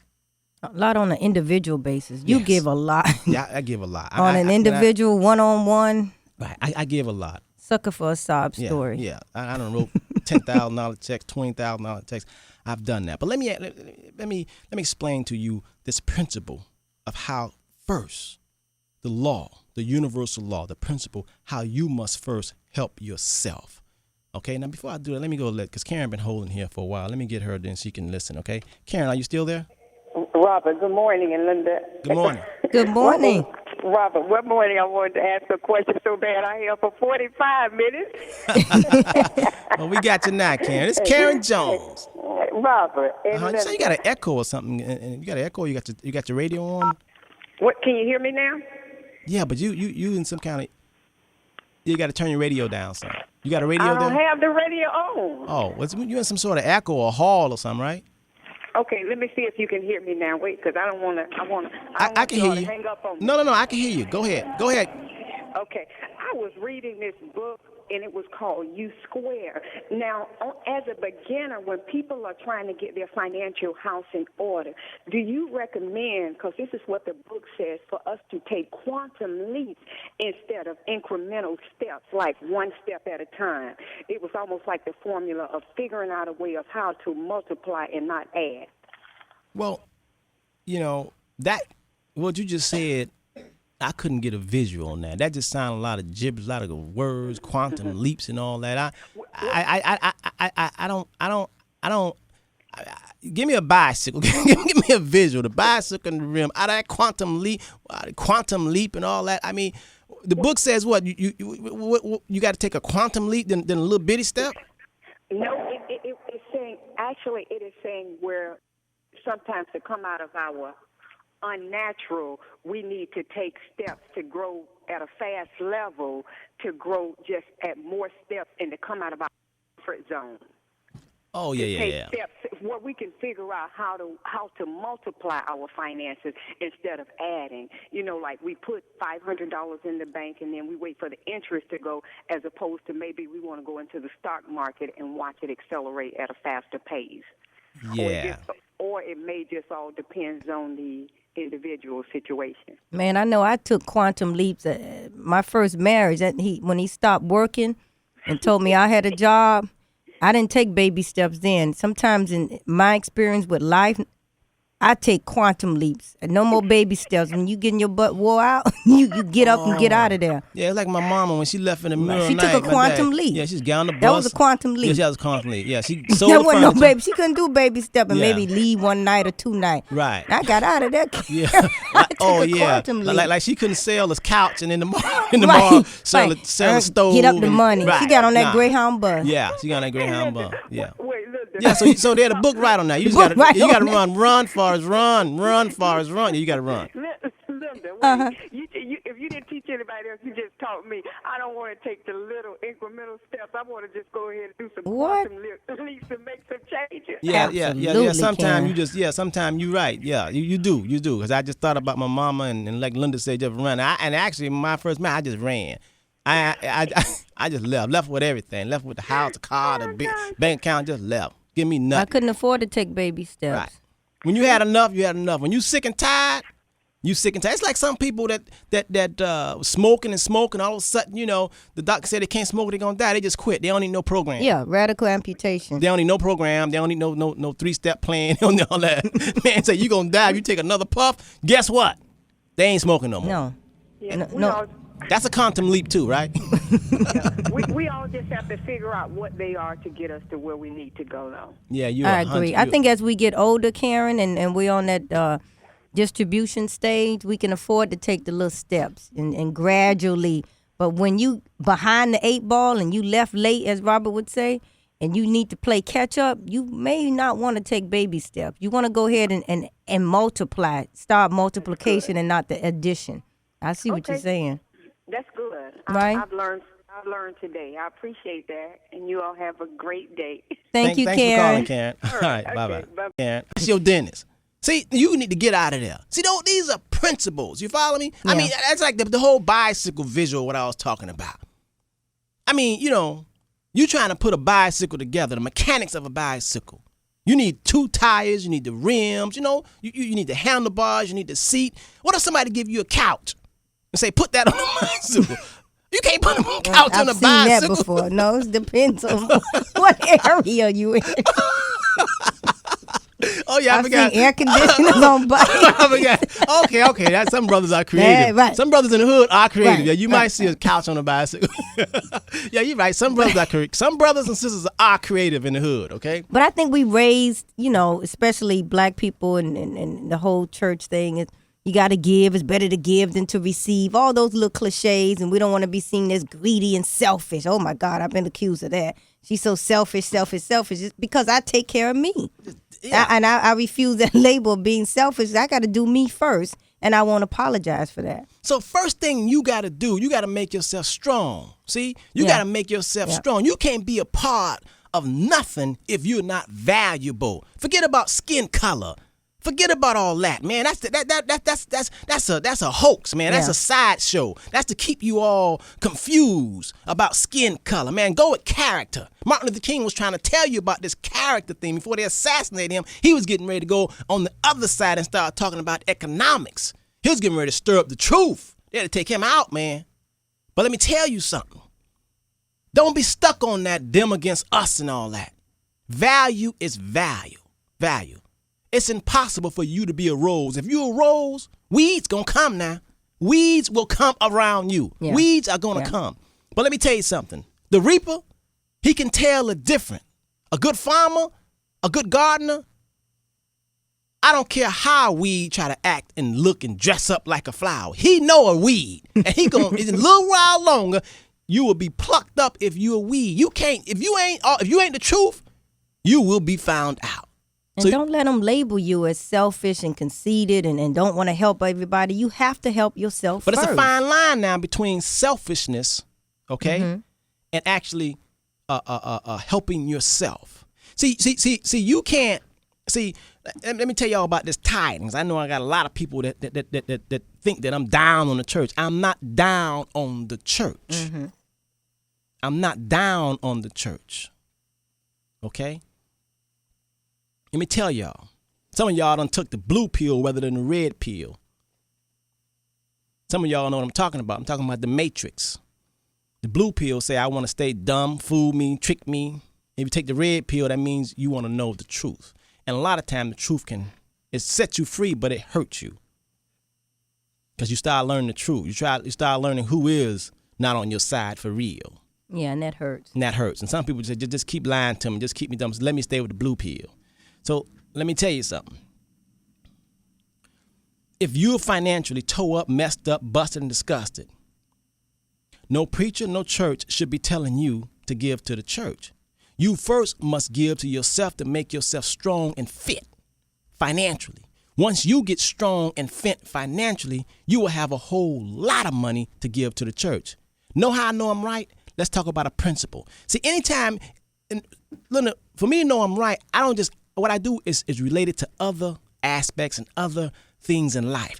And let's think about this principle. Think about a fruit tree. Mm-hmm. A fruit tree. Have you ever seen a fruit tree that gives off fruit before it's time? No. If you get some orange seeds and plant an orange seed, and all of a sudden the tree started, the oranges, the little stubs start to come out. And you see a little green little bud come up out of the ground. Right. And then let's say the orange tree get 2 feet tall. Do you start trying to get some oranges off the orange tree when the tree 2 feet tall? No, you don't go there and say, this is an orange tree, there is no fruit, eat it all up. No, you got to wait until the orange tree grows up and produce fruit, then you can eat off of it. But see, some people just eating off the orange tree before it even grows to maturity, before it becomes ripe. That's against the law, universal laws. You can't keep on eating orange trees before they even grow up and get prosperous and get strong. You got to wait until the tree at least grows up, be firm, produces fruit for everybody to eat. That's how we are as individuals. Any church that keep telling Miss Lulu and Miss Jackson, give, and this day and that day, they don't care nothing about Miss Lulu. You both say, no. If you want to give, everybody who financially can give, then y'all give. Then y'all let the other fruits grow into trees. Help them financially. Give them some financial guidance. When they become good fruit trees where everybody can eat from them and they can serve you and serve mankind, they're going to be happy and they're going to be a strong tree. You can't keep on eating it before it get ripe. You never seen an apple tree, somebody gobbling up and eating it before the apple's even been produced or grown? Well, they tell you to give a percentage of what you make. They're not asking you to give what the strong tree. They're asking you to give a percentage of your small tree with the small fruit. I mean, that's just like asking a baby, a newborn baby born. What the baby gonna do? Baby got to work. No, that's slave. See, the slave master had the children 6 years old working, doing, no. That's bondage. No, you got to give them time to grow and produce. You got to give them time. When you start trying to rape and get somebody and take from something that has not reached maturity, financial maturity, that's wrong. That's principally wrong. That's universal wrong. You can't just do that across the board. Everybody in the building, give this, give that. Some people can't not give. You can't look down on them. You're supposed to be saying why they cannot give. Why don't we help them to understand? The church need to say, okay, people that can give, we're going to build a cafeteria. We're going to build a shopping plaza. We're going to build a strip mall. We're going to open up a dry cleaners. We're going to open up a daycare, whatever we're going to do. But we're going to produce, and then we're going to help create jobs. That's what we're going to do. And you try to empower people. So the first law, a lot of people twist it with this helping somebody else before you help yourself. I just gave you the metaphor. You have got to learn all you can learn to help yourself. Now, like Lynda said, if you just giving your nuts away and you're a fruit tree before you can really grow up into maturity and get strong, that's on you. That's why you're backwards. You can't buy your way in heaven. A lot of people get pressured, especially like you said in church. A lot of people get accused of being conceited, selfish, and you got to shake that. You got to take care of you. There's nothing wrong, and don't apologize for taking care of yourself. Because once you demonstrate, then you're able to help other people. Now, let me tell you something. When you demonstrate, this whole thing on demonstration.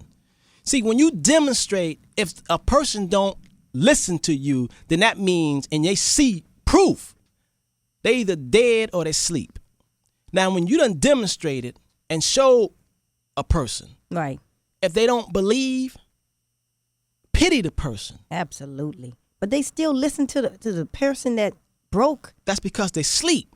They still. Why do people go to get advice? They sleep from somebody who's in the same predicament as they are. They sleep. Mothers, daughters, fathers. These kids, a lot of these kids sleep. Some of y'all not demonstrating, but if you are demonstrating and your kids not listening to you, don't feel bad. Don't feel bad. The kid light haven't come on yet. Just give him time. Give him time. He got to go through the wilderness. He got to go through the wilderness. I know you love him. Stop blaming yourself. Be all you could be. The best thing you could do is demonstrate. Absolutely. That's Eventually, hopefully, the plan is that they will take notice and get on board. That's the plan. Yeah, he'll come around. She'll She'll come around, right. But they got to go through. Each soul has to go through what it has to go through. I had to go through what I had to go through. Yeah. My mama told me don't get married when I was 20, 21. But I was in love. She said, boy, you ain't got to marry. No. But I didn't listen. I had to go through. You had to go through it. I had to go through. My wife, Natalie, done told me, hold it, boy, don't do it. She done told me, boy, that don't go on. Robert, don't help. Don't do that. Don't do that. It's principles. You have to go through it. Right. Let's get Sister Lee online, too. We done got Gibson in the house now, so we're getting ready to break off into this law and what's a will and what's a trust and this guardianship. That's our education hour coming up here. Well, I'm kind of late, but let's take Sister Lee first, and then we're going to go into what's a will, what's a trust, and we're going to break it down. And Gibson, I know you're an attorney. You know, you got my audience. You got to break it down and give them a visual. They got to see it. All them big words you learn in that 7 years of law schooling and all that. 10 years you and all throw that mess out the window, man. And coming all that gibbling, and confusing my people. All right, Sister Lee, are you here? You know I'm here. How you doing? Good morning. Good morning. You know I have my clock set for 5:55 every Saturday morning, so I can listen to y'all. Let me tell you, you're the preacher this morning. Preacher. In the Amen Coda. And I hope them sisters and brothers listen, because you're so right. You're in the boat. We drive. Life is just like driving on the highway. You don't go the same speed all the time. Yeah. I like You that. know? I like And that the metaphor. light bulb coming on and everything. Oh, it's just so good to hear you guys. And demonstration is the key. That's how I made it. I play the game Catch Me If You Can, and I'm still in the lead. And all three of mine doing just fine. Catch Me If You Can, and I done had all kind of side steps and changing tires. You done been all on Yellow Big Road? You done been all on Yellow Big Road, huh? But it's all right, though. It's going to get better, too. And it is getting better. So y'all keep on teaching these people how to self-preservation and all them principles that they thought they was learning. Ain't know nothing. Have a good day. I love you. Thank you, Sister Lee. Yeah, we getting ready to get into education hours, so we can start talking about specific things and stuff that you need to help improve your life and things that you know. So we're getting ready to go into education. But I have to, I can talk about stocks, bonds, and how to make a lot of money and all that. I can teach you that. But if you don't have the mindset, if you don't have the consciousness, you're going to lose it. You're going to give it up. Haven't you seen that demonstration? Come on, a lot of us know a lot of people who won the lotto. We know a lot of people who had a lot of money, so dope, he broke, he dead, or in jail. We have all these. We have football players that was making millions of dollars, driving fancy cars. Now they come back and can't get a job. They're a substitute teacher. You know what I mean? Or they're at the park somewhere talking about what they used to have. Ex-rapper, ex-record label person. Used to be something. Yeah, we all know that's the demonstration. Yeah. But the mind wasn't right. Nobody taught him the basics. The mind wasn't right. Some of y'all want to get the man and you ain't right. Some of y'all want to get the girl and you ain't right. How you going to get some superstar man or brother you want who fine and got it all together and you ain't fine and got it all together? You won't keep him. How you going to keep the man? You won't keep him. How you going to keep him? How you going to keep the woman? You want a woman all this and all that fine, look good and all that. What she want you for? You ain't even getting out of bed. That's how you say you be driving in the car, Lynda, you go to the gas station, and the dude down there laying on the ground, walking, hollering at you, hey, baby. Man. You like, you come back telling Robert, there's something wrong with me. A dude was pushing a shopping cart, and he came to me and tried to ask Lynda for a number. Lynda told Robert, is there something wrong with me? Do I have a sign on my back? How you gonna keep him? You got that. It's not no fluke. This ain't no fluke. Whoever you with, you supposed to be with them. If you with a dud, that's cause you got a dud mind. Cause if you with a dud, if you ain't got no dud mind, you got to go. Yeah, it's impossible to be with a dud if you don't have a dud mind. And those of you all, let me tell you something. You're demonstrating. If you got children and you got a sorry husband, okay? And you got boys in there, you are demonstrating. You're teaching them whether you know it or not. Women, if the man whooping your butt and not coming home for 2 and 3 days, women, and you got little girls in there, you're teaching them. You're teaching them what to accept. They're going to accept the man to do the same thing because their mama did it and their mama okay. So they're going to accept that. You're teaching them. You're demonstrating. You all got to look up the word of demonstration. Demonstration is so powerful. Not what somebody say, what they do. Demonstration is so powerful. It's so powerful. In the hood, in Liberty City, got a church on every corner. Crime and drugs right there too. Demonstrating. Is it effective or is it not? Somebody ain't preaching right. Why how I know? Because it's still there. Demonstration. Simple as that. You can't argue with that. You can't argue with the truth. You can't argue with the truth. Y'all lost the game. Y'all say y'all gonna win, you gonna win the Super Bowl? Okay, I hear y'all. Game over. Did you win? No. Stop saying y'all won the Super Bowl. Demonstration. What have you demonstrated? Ask yourself, what are you demonstrating? Each and every one of us is demonstrating something every day. Okay, we got my brother here in the house, Charles Gibson. How you doing, my brother? Get that mic right there. Get that mic for him. Understanding money. Got Charles. You here, Charles? Can you hear me? I'm here. All right, Charles Gibson. When we come back after this break, bro, we're going to break it down to the audience. Let them know about you, your mama, your daddy, your uncle, whoever, where you come from, your office. We're going to break it down because you are an attorney. You're a good guy. And we're going to talk about wills and trusts. We're going to make the people understand so they can tell somebody next to them so they can talk. Spread this good gospel down the street, okay? We'll be right back. Listen to live the WTPS, the People Station, 1080 AM inside your ear hole. Robert Henderson Jr. with my sister-in-law, business partner, Lynda Harris. Keep it locked. We'll be right back. We got more in store for you. I hope you're learning something. We'll be right back. Drowning in credit card debt? Realize credit counseling only lowers interest and takes up to 7 years? Thinking about bankruptcy, but found out the new bankruptcy law forces you to repay your debt and may ruin your credit for 10 years? If yes, and you don't want to risk your property or your future, and you need fast debt relief, call the U.S. Financial Management My Debt Negotiation Program. My Debt Negotiation paid off my bills in only 36 months and helped me avoid bankruptcy. Get the superior solution to bankruptcy and credit counseling. I reduced my debt by 70% and with one low monthly payment. And harassing collection calls. I was afraid to answer the phone until My Debt Negotiation stopped the hassling once and for all. Restore your credit. We finally bought our dream house. Stop overpaying credit card companies today. Grab a pen and take this number down. 1-800-237-0857. The call is free. The money you'll save is real. Don't wait another day to resolve your problem. 1-800-237-0857. Hurry before the new law doubles your minimum monthly payments. Call 1-800-237-0857 now. Are you concerned about your future in Miami-Dade County? Is the impact on housing, jobs, crime and violence, education, taxes, health, transportation, and other community services affecting your quality of life? If you've answered yes to any of these questions, then you need to attend the MAP Community Meeting and Retreat on Saturday, July 28th from 9 a.m. to 1 p.m. at Miami-Dade College, Wolfson Campus in downtown Miami. We will document your concerns and take action on your behalf. Utilize the MAP process and the information that they will provide so you can can make informed decisions and take action in these areas. Don't wait. Take immediate action. Save your community, values, and your family's quality of life. For additional information, please call MAP at 305-372-7600. They look forward to seeing you Saturday, July 28th from 9 a.m. to 1 p.m. at the Miami-Dade College Wolfson campus, downtown Miami. The committee meeting is free and sponsored by the Metro Miami Action Plan Trust. Get involved. Call 305-372-7600. It's the Robert Henderson Jr. Show, featuring Robert Henderson Jr., certified financial planner and president of the Henderson Financial Group. Understanding money.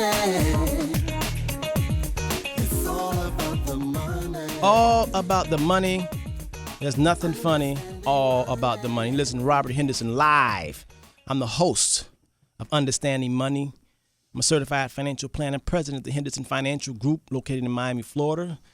If you got any questions or comments after we off the air at 10 o'clock, you can call. Not today because I'm gonna be in the office, but call me. During the weekday. 305 is the number. Area code is 305. Number is 825-1444. We get a lot of people calling, Robert, and thank you very much. They call and tell us what a great job we're doing. That makes me feel so good. I sometimes when I think the show is not good and we get calls saying that it was a good show, that's very nice. Yeah, thank everybody out there. Information is always good.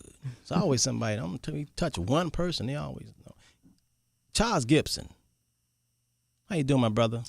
Good. Glad to be here this morning. Charles is a fine young man. We checked him out, y'all. We Googled him and put our little private investigator on him, make sure he okay. He got good morals, values, and principles about himself. Charles, tell us a little bit about yourself.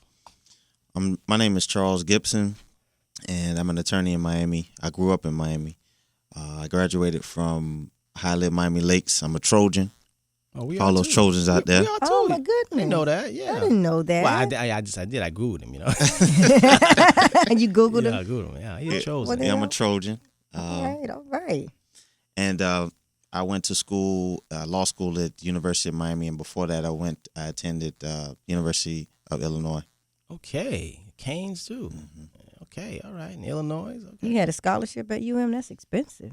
No, I was a track runner, so I was able to get a scholarship. Not for UM, but for University of Illinois. But at UM, I got a few grants. Yeah. Good deal. Oh, that's good. Okay. Well, that's good. Perseverance. And you wanted to study. Why did you want to study law, though? To be honest with you, I want you to be honest. And we're here to tell the truth. That's right. When I graduated from college, I knew it was time to get a job, and so I said, I'm just working. This is not for me. So let me figure out a way I can stay in school a little bit longer. Are you serious? I'm dead serious. What? Oh my I did not want to work. What? So my mom would probably cringe because she didn't raise me to be lazy. Yeah, but you was gonna be a professional student. I was thinking about it. Wow. And so, but I knew that wasn't possible because Sandra Wallace was not gonna have that. So I went to law school, and one of the reasons I did choose law is because it's so diverse. You can get into a lot of things, and I think the law, especially, well, just to back up, my father was a lawyer too, and my grandfather was a preacher. Who was your grandfather? Let's tell us. Theodore R. Gibson. Theodore Gibson was your grandfather? Yeah, former commissioner of Miami and civil rights leader. You got a park named after Gibson, right? There's a park named Theodore Gibson Park? Yeah, it's a park in Overtown. That's pretty named good. after him. It's a few other things too. So you come from good stock, brother. Well, should be proud. Should be proud. I am. Your grandfather proud of you. Okay. And you have your office. My office is in Coral Gables, okay. And I primarily practice in probate, wills, and trusts. Now, why did you specialize in probate, wills, and trusts? Why did you pick that field rather than going into the criminal or because that's not law? something black people used to hearing. Right. Criminal, yeah. Yeah. Mm-hmm. Defendant, DUI. yeah. But probate, wills, and trusts. Right. Why did you? Yeah. Well, one of the reasons I wanted to get into probate is because I found that a lot of people just didn't have some of the understanding of what they were doing with their property. I'm associated with a few churches in the sense that since my grandfather was a preacher, I had a lot of friends or their friends were in the ministry. Okay. And so they would, after they found out I was in law school, they'd contact me and ask me different things. And they would have their parishioners who wanted to leave some things for the church, and they wanted to know how that was done, or they would have some families who had to go through something that we all didn't know, and I didn't know until I got into it, something called probate, going to the courthouse. And they didn't understand what was going on. So I investigated, and I really found out, and I tried to spread the word. And as I spread the word about probate, wills, and trusts, I just got into it. But let me ask you something. Give me a visual on this. Is there a lot of brothers and sisters, African Americans, or people of color that, your colleagues that specialize along with you in this field? There are a few. You said a few. I'm talking about like in South Florida here. Can you name at least 10 other brothers and sisters, that specialize in wills and trusts? Maybe not 10, probably about maybe 2 or 3. Are you serious? Wow. Yeah. So Lynda was right. It's not too many. It's not that many. No, it's not that many. Not too many brothers that actually specialize in probate, wills, and trusts. I guess now, there may be some who work at these bigger firms, but I guess when you're talking about those who I actually know who have their own practice. Yeah, that you personally know. Right. Like y'all huddle up and y'all know each other. It's about, let's say about 2 or 3 that I call as my colleagues in the profession, in the wills and trusts area of law. Yeah? Yeah. Man. But probably, Gibson, had you not been surrounded by people coming from your grandfather's background that actually had houses to leave, a lot of us grew up like Rob. You wouldn't have known about probate because your mom and dad didn't have a house. You wouldn't know to think, well, what are we gonna do with the house? There was no house. But Gibson came from a background of church members and grandfathers where these people actually didn't know how to dispose of their assets. A lot of us don't have assets. Well, see, that's why I don't believe in that thing. Like, you have to come from a so-called good family. I really don't. I really don't believe in that. Everything you got to have. I personally don't even believe. I personally, for a man, I think a man learns more about women from women.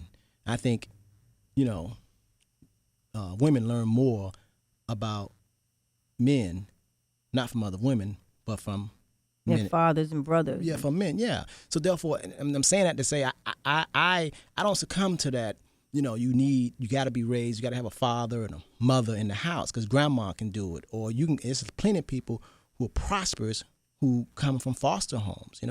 Who didn't have a mama or they're left on the doorstep. It's countless millionaires that have that. So I don't buy into that excuse. I don't blame. See, I don't buy into that. But a lot of Gibson people that he grew up with, other lawyers probably didn't go in that field because they wasn't around people that even had access to leave. I didn't know what probate was till I started acquiring assets. I didn't care to know because I didn't have a need for it. Yeah, you're right. And you're right on that. So the fact that Gibson knew people coming from his family business that actually had a need for this thing called probate, that was a reason for him to go in that field. That's interesting. Yeah, that is interesting. Otherwise, you would have went into defending burglars and drug dealers and yeah, that's good. I'm glad you went into that because when I met you, Michael Lawrence told me about you, and I met you. Man, it was a breath of fresh air. I'm like, oh my goodness. Yeah, because we have been trying to huddle up with good attorneys, probate attorneys. Yeah, somebody who was real, because a lot of people, when they become attorneys, it's like they suck out all the red blood and put in green blood. They run through their veins. It's like they become drones or something. I mean, they're not real people. I mean, they sit down and like, I'm an attorney and I'm not human and where's the money? I mean, that's basically the bottom line. Right. But Gibson was like, still had red blood cells, and I felt that. And I'm like, okay, somebody you can talk to and huddle up, you can work. Don't make you feel dumb because you don't have a law degree. Right. He's sitting here now with his jeans on and just chilling, Exactly. So now let's get into in terms of this thing called wills and trust, and then we're gonna move into this thing called probate. Okay. And we're going to try to give a visual to the audience so they can understand this. Because, a lot of words, most people can't learn from words. They have to learn from meaning. That's how I'm a visual learner and teacher, okay? So when this thing called trust reminds me a lot of corporations. 2 things that, white folks came up with, that was just phenomenon. This thing called a trust and these corporations. Corporations run the world, believe it or not. Corporations. And then and you look at a corporation, which anybody can start, And then you look at a trust, which anybody can start, they seem very similar. But I know just the definition in terms of corporations, they're shareholders. But in the trust, there is no shareholders. You can't buy shares. Trusts are more private. And corporations can be private, but they're shares that you buy into and you get a piece of. Okay, now I want to look at this trust thing, and I want to compare it to a will in a trust. Okay, well, first let's just give the definition of a trust. When you think of a trust, Gibson, what comes to your mind? One of the things I think when we're talking about visuals, is that if we want to look, the best way I think to look at it as a trust is let's look at it as like a robot. Okay. You have a robot, and you created the robot, and you went in and you put in all the components that you want. You dressed him up. You want him to wear jeans. You want him to wear a tank top. You want him to wear a jacket or something like that. And this robot basically is like your twin. You giving him instructions on things to do. And I think that is the best example for with the trust. If you give the robot the trust, we're going to call him trust robot. If you give the trust robot instructions that if you get sick or something happened to you that you can't make the decisions, the trust robot going to go ahead and go to the bank and pull out the money for you. The trust robot going to go to the house and make the repairs that you need to have done. He's going to do all the things that you would do. Now, can I ask something? Can a trust robot, can it ever go astray, like just all of a sudden, do what you don't want it to do? Well, the trust robot is like a computer. Okay. Now, if you're sitting at the computer or you at the trust robot and you put in instructions that on such and such day you want something done. Now, sometimes things could happen. There could be changes in the law that said, well, trust robots can't do this no more.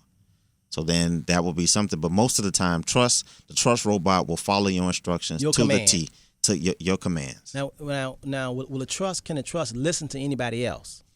Yes, if you have instructions for the trust robot. So if you and I, if I'm the one who built the trust robot, but I said, okay, something happened to me, I want Robert will be giving you the instructions. Okay, so in other words, you tell the robot, I created you, robot. Mm-hmm. I created you in my own image. I gave you everything, robot, and I want you to keep my goods. I want you to keep my valuables. If anybody try to break in my house to get it, you're gonna have it, because it's not going to be in my house. It's going to be in you, trust. Mm-hmm. And if anything happened to me, the next voice or command that you will listen to will be Robert. Exactly. So then you tell the robot or the trust who to take orders from. Exactly. And no one else can supersede you? No one else. If there's some changes in the laws, that would be the only caveat, but that wouldn't change. Let's take a break, and when we come back, we're going to talk about this because this is interesting. The white folks done created a robot called a trust. We're going to come back, ladies and gentlemen. We're going to come back and finish talking about it. We're going to break it down before we leave here 10 o'clock. Y'all going to understand what a trust is, all right? Keep it locked. We'll be right back. News Talk 1080 AM WTPS. Coral Gables, Miami-Dade, Broward, and the Palm Beaches. The People's Station. Stepha Henry was last seen at Pepper's Cafe, located on 3828 North University Drive in Fort Lauderdale at 1 in the morning on May 29th. Stepha, a 22-year-old college graduate from Brooklyn, New York, was in town for the Memorial Day weekend.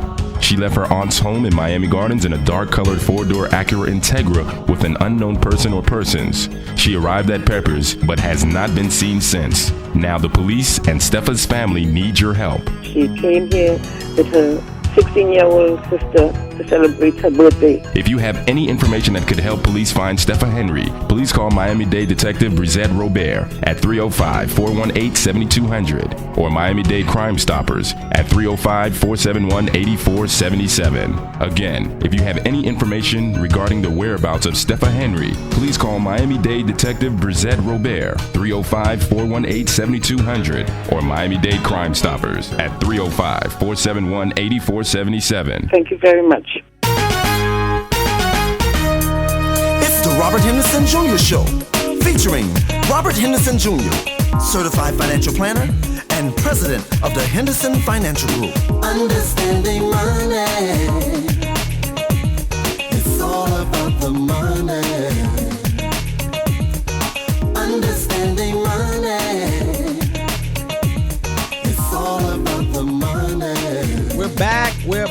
we're back. Joining me live here is attorney Charles Gibson.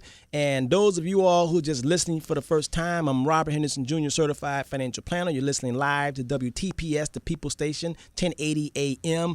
Also joining me is my co-host and sister-in-law, business partner, Lynda Harris. Good morning. It's 9:02 Saturday, in case you don't know what time it is or what day it is and what station you're listening to. So right. Keep it locked. We're back. We're talking with attorney Charles Gibson. He's local from Miami here, has roots here, went to school here, to college here, and we're talking about understanding wills and trusts and probate, and we're breaking it down to you like you're a 6-year-old. So please get your pencil and your pads out. Before he leaves here, he's going to give you his telephone number out so you can contact him and ask him if you have further questions or comments for him.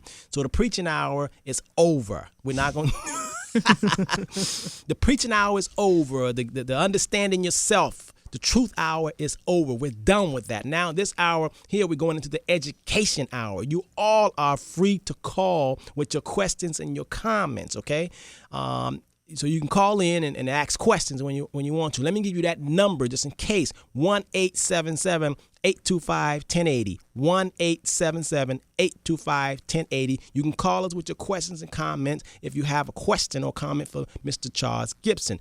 But right now, we're going to continue our journey to understanding the concept of a trust and a will and probate. Okay. Now, Lynda, you asked him a question. We went to the break. Right. The trust robot. Can you actually control it from your grave? Yes, you can. The trust robot, you can give it, it's like you programming it. You put it in, you put in your instructions, and if you're not there, it's going to follow through. Yeah. So I can tell my niece that she has to graduate from college and the most minute details before she can get XYZ funds. Exactly. I can tell it. The trust robot can go indefinitely 2 years from now, 10. Does it ever expire? Well, the trust robot, it's like any living thing. Yeah, but first of all, let's make sure we clear up, because some people who just tuning in, the proper name is not a trust robot. Okay, no. We giving visuals. We giving a visual. We want you to just think of a robot. Okay. Okay. But don't call Gibson tell me I want a trust robot. I mean, I guess you can. I mean, say you learned that from the Robert Henderson show. It's a trust robot. Don't go to nobody white. Say you want a trust robot. That's just our little slang here. We giving it, all right? But it's called a trust. We're just giving it a visual now, okay? I gotta say that disclaimer. I gotta tell you that, all right? We just putting a little slang to it. We calling it a trust, but we looking at it as a robot so you can get a visual in your mind. Because when I say trust, nobody know what a trust looks like. Right. So we just visualize that you created a robot, okay? And that's why we call it a trust robot. Y'all got that? Okay. Now, Gib, I gotta make that disclaimer, man. You gotta, because some people just don't know. Okay, so you can't think there. You can't assume anything. But to answer your question, Lynda, the trust would basically, you gave the instructions for your niece to complete college, and after she completes college, she will receive some money. The trust will sit there, attend the graduation. The trust robot attend the graduation, check up on her scores and all that. Right. And once she qualified, the trust robot will go to the bank, pull out the money, and give it to her. Wow. If you're there or you're not there. Wow. Now you just kind of lost some people, I'm telling you. Because when you say the trust robot will actually go to the bank, now you're not talking about a physical robot. You're saying the trust. While you're alive, who's going to actually go to that bank and pull the money? You need a physical being. You need a physical being. Now, who is that? While you're alive, are you? It can be you or somebody you appoint.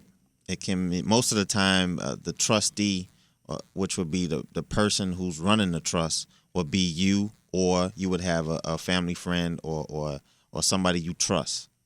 To go to the robot, to go to the bank and pull out the funds for the trust. Or to act and do some of the things that you've given it instructions to do. Now, what if, when I'm dead and gone, my trustee ignores my instructions that she must have a college degree, and him and her get together, and he says, man, you give me a little piece of money.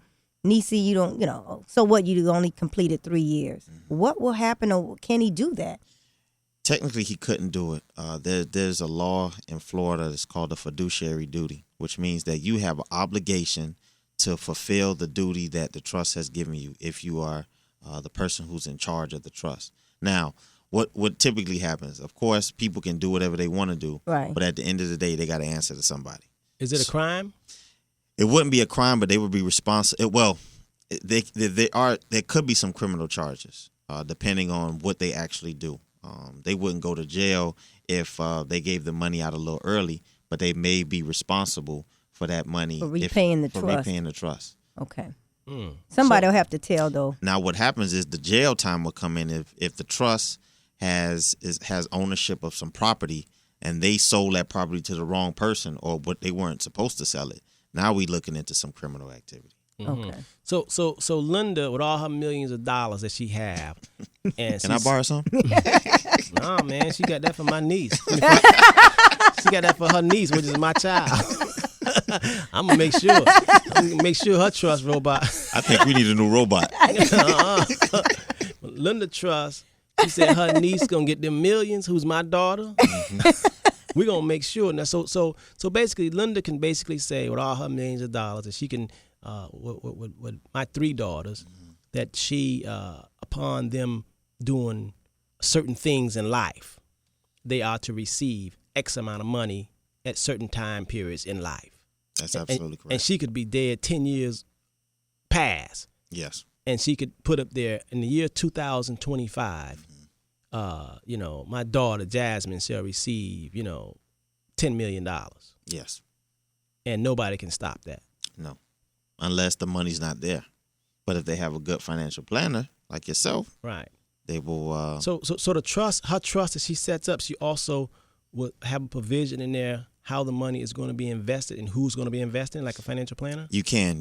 I would always advise those who want to create the trust to have those provisions and have that language in the trust to say, look, the monies that I put in here, I want them to be managed by a certified financial planner. Let me ask you something. What are some of the reasons why folks created a trust? What do you think some of the reasons? Why they so good? Well, one of the things that the true benefit is that the trust still exists. The trust robot still exists after you're gone or something happened to you in a coma, something like that. The trust carries on your activities.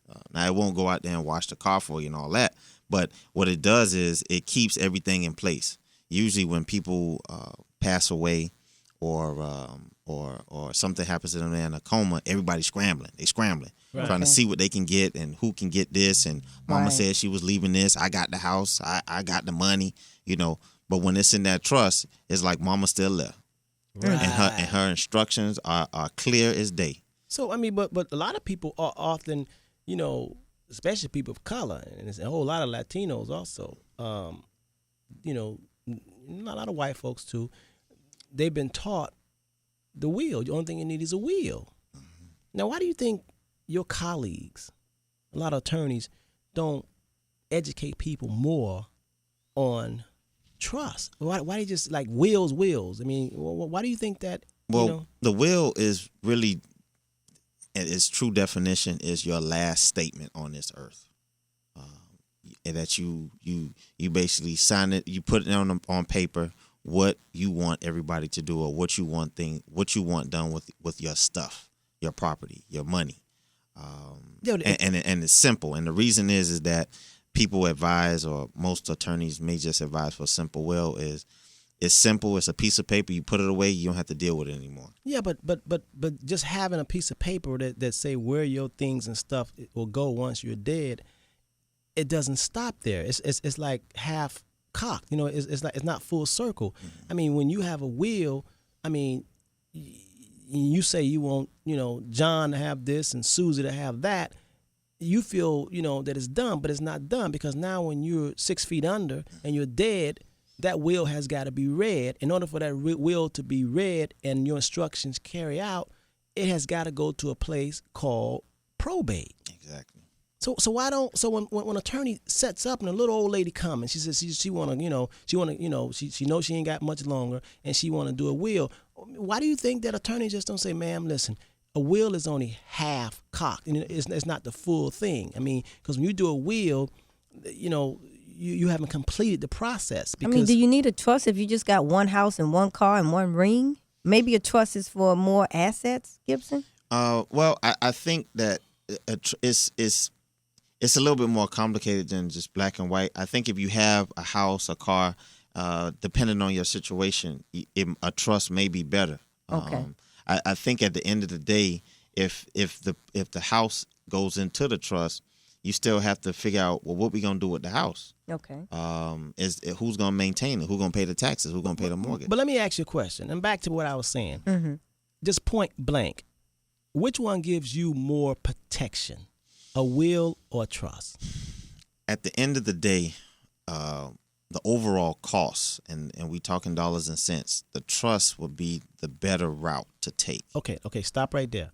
So if I'm 80 years old, and I know I'm not going to live another 80 years, and I have things and stuff, you're saying that if I go to an attorney, and I tell him, I don't know, if I say I want to just get a will, and if he just say, okay, get a will, you're saying that is not, in most cases, especially if I have assets, like I have a house or have, bank accounts, and especially if I have a lot of nieces and nephews and other siblings that are still alive, you're saying that the will does not give you as much protection and doesn't alleviate the confusion like a trust will. Exactly. And one of the primary reasons is if you have those assets, the trust allows you to skip some of those creditors. If, for example, you got grandma who was in the hospital and she got 2 pieces of property, she got a house, and then she got a little apartment building. If those things are not in a trust or out of her name within a certain period of time, when she passes, the hospital gonna come after that apartment building. And they can legally come after it? And they gonna get it. They can come after it and they gonna get it. But they can so legally they can come after it. Legally they can come after it. So now they can't come after her house because that's a homestead exemption. She's protected. Right. But if she got an apartment building or some other stuff, some investments that's like property really more than anything else.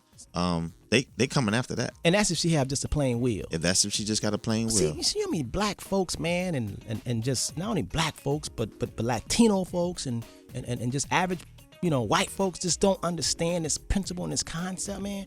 See, this is good stuff, y'all. We got a couple of callers on the line. When we come back, it's 9:14. When we come back from this station break, we're going to continue. We're going to take these couple of callers here, and we're going to continue this because it's just simple, plain. All that big words and all that, man, let's just break it down, because I'm sick and tired of, we're not knowing the difference so we can better ourselves, All right, we'll be right back. Greyhound presents Today, I'm talking to an expert on deals, professional auctioneer Edward Cotton. Hey, thanks a lot for joining me. You're welcome. It's a pleasure to be here. What can I do to help you today? All right. So would you say Greyhound's new $99 or less to anywhere in the U.S. fairs are a good deal or not? I say that not only a good deal, they're a fantastic deal, an amazing deal, one that everyone should be racing out to take advantage of. What? I said anywhere in the U.S. for $99 less is an amazing deal, a wonderful deal, the kind of deal that only comes along once in a lifetime. So I heard $99 and deal, but the rest was... I said $99 or less is a great deal, a ginormous bargain. Who, boy, makes me want to go pack my bags and take a trip. It's so cheap.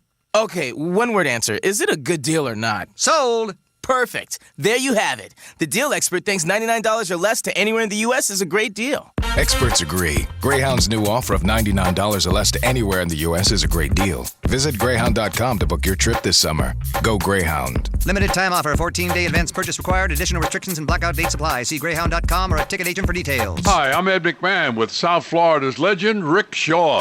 Here's Ricky. High praise indeed coming from you, Ed. And we want you to get your share of $10 million at the all-new Metro Ford in Miami. We're giving away $10 million in rebates and discounts during the grand reopening of Metro Ford. That is correct, sir. The all-new and redesigned Metro Ford is remarkable. Remarkable. We're celebrating 24 years in South Florida with our all-new state-of-the-art showroom. Yes. At Metro Ford, qualified buyers get 0% APR limited term financing. Yes. Plus a $2,007 rebate on new Ford trucks and SUVs. Hi-oh. And you'll get discounts up to $6,000. Everybody loves getting the star treatment and a big check. During the grand reopening of the all-new Metro Ford just off I-95 at Northwest 7th Avenue and 90th Street in Miami. Or visit us at FordLowPrices.com. And tell them that Ed sent you. hurricane season is here. And it's incumbent for News Talk 1080 WTPS to bring you the best hurricane coverage in South Florida.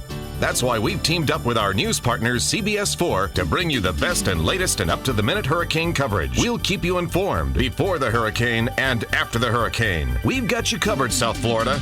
We are your hurricane information stations, CBS 4 and News Talk 1080 WTPS. It's the Robert Henderson Jr. Show, featuring Robert Henderson Jr., certified financial planner and president of the Henderson Financial Group. Understanding money. It's all about the money. Yes, it's all about the money. All about the money. Wills, trusts, alive or dead. It's about the money. It continues to be beyond the grave about the money. Yes, it is. Let's take some of these calls. You all can call us at 1-877-825-1080, 1-877-825-1080. Let's take Jay here. Jay is calling from Miami. Jay, are you there? Hey, how you doing? Good. How you doing? I'm cool, brother. Look, I have a couple questions from my brother Gibson. Brother Gibson, how you doing? Good morning. Brother Gibson, I want to find out the difference between an irrevocable and revocable trust. Okay. Good question. Okay. You want to go ahead? Also, I want to ask another question. I'll hang up. Actually, two more. I want to know, are wills and trusts subject to probate? Yeah, we're going to get to that.